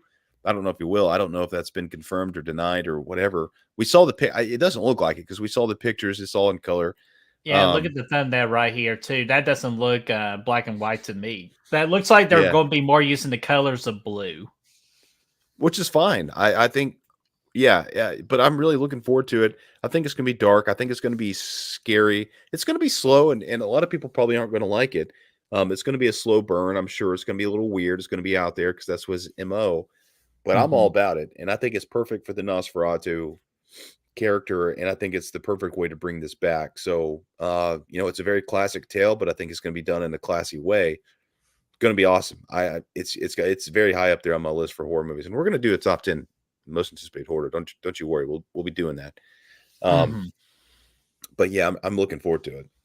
Dude, I'm so looking forward to it too. Just because I feel like this version of Nosferatu is going to be the one that actually nails kind of like the feel and the atmosphere that it wants to portray for so long. But with the technology and the cameras that we have now, I feel like we're finally going to get the proper Nosferatu film that we've been waiting for many, many years ago, like over 100 years ago. That we've been waiting for this version of Nosferatu, and we're going to get it, man, on Christmas Day. Can't wait, man. Really excited. Really excited. Dude, me too. So, Brad, honestly, that's all the movies that I got on my list. Did you have anything else? No, we tackled them all, man. We tackled them all. Yeah, and I didn't see anything else new in the chat of any movies that we missed. So I think we pretty much just nailed it on the dot there. So, guys, we're going to go ahead and close it out for the year of 2023 of Good Will Hunting. Another door closed and another one's about to open. But, Brad, we got some stuff coming up, folks. So let's get to that real quick. First off, we got the Real Horror Awards, man. Right now, we are in discussion with our Real Horror Committee members to gather up some nominations and to let you all know that on January the 7th, January the 8th is going to be the official release of the official ballot of the Real Horror Awards, where you all can vote and share that ballot. Because right now, our goal is to get 300 individual different votes. That's going to be the goal for this year. So we're going to need your all's help for that. And on February the 7th is going to be the Real Horror Awards show too. So a lot of good Real Horror Awards content is coming your way. I love it, dude. I'm excited. Yeah, and also, if you have not seen already on our channel, we did drop our video for the top 10 best horror movies of the year 2023. And Brad, what can they expect Saturday? Saturday, dude, it's going to be the top 5 worst horror movies of 2023, man. There's some bangers up here. Not really. Some shitty-ass movies. Oh, yeah, dude. And also, if you're a Patreon or a YouTube member, we are going to very soon be working on our non-best horror or our non-horror best movies from the year 2023 and worst of 2023 as well. So you get that exclusive access to those videos. Yeah, it's going to be great, man. Looking forward to all right. So are you ready for the big announcement for next year's stream? It'll be a first time ever stream. I cannot wait, Birdie. Whenever you're ready for me to reveal it. Reveal it. Oh, tiptoes through the window, through the garden, through the window. Yes. So, guys, we are doing another trivia night here, but this is not an ordinary trivia night because there's not going to be any teams and there's not going to be no competition between us YouTubers. You want to know why? Actually, you know what, Brad? You tell them why. Because we came up with this idea when you gave me this awesome Christmas gift. Because you guys are going to be the participants. The chat is going to be the participants. We got trivia. We're going to throw it out there. You guys are going to answer the questions. First person who gets the right answer, they get the point. At the end of the night, Yes. we'll see who the And winner Brad, is. if the team that gets them or the individual in the chat that gets the most points, what do they win? What do they win, Birdie? Let them know. A $25 either an Amazon card or a Voodoo card, whatever helps you collect freaking real movies, man. So absolutely. So we'll be sure. I'll be sure to announce this tomorrow, so where everybody else can see this announcement, and we'll explain. Pretty much just the rule is like our freaking chat in our StreamYard is going to be different from the YouTuber. We are going to be following the one on StreamYard. So whichever answer pops up first, they're going to get the first credit and get the potential points. Yes. And the one that ends up with the most points at the end of the 2-hour run will be the winner. Yeah, we'll set a timer. We'll tell you when it's going to end. So there's not going to be anything fishy. We'll tell you beforehand. Yeah, and what we'll do, Brad, is we'll have the clock thing at the bottom too. Jigsaw. Okay, I like it. So yeah, we're gonna do that, and it's gonna be really fun and interactive, and you guys are gonna have a good time, and I can't wait to see how it goes. Yeah, so we're trying something new, so we're excited, so excited to be trying this new particular stream. And plus, we wanted to reward you guys for another great year, so we appreciate you guys. So we're going to go ahead and officially close it for the year 2023. So, Brad, I'm going to let you have the last word of 2023 of Good Will Hunting. What do you have to say? It's 3 days after Christmas, so you're probably safe to hang out with Kevin McAllister again.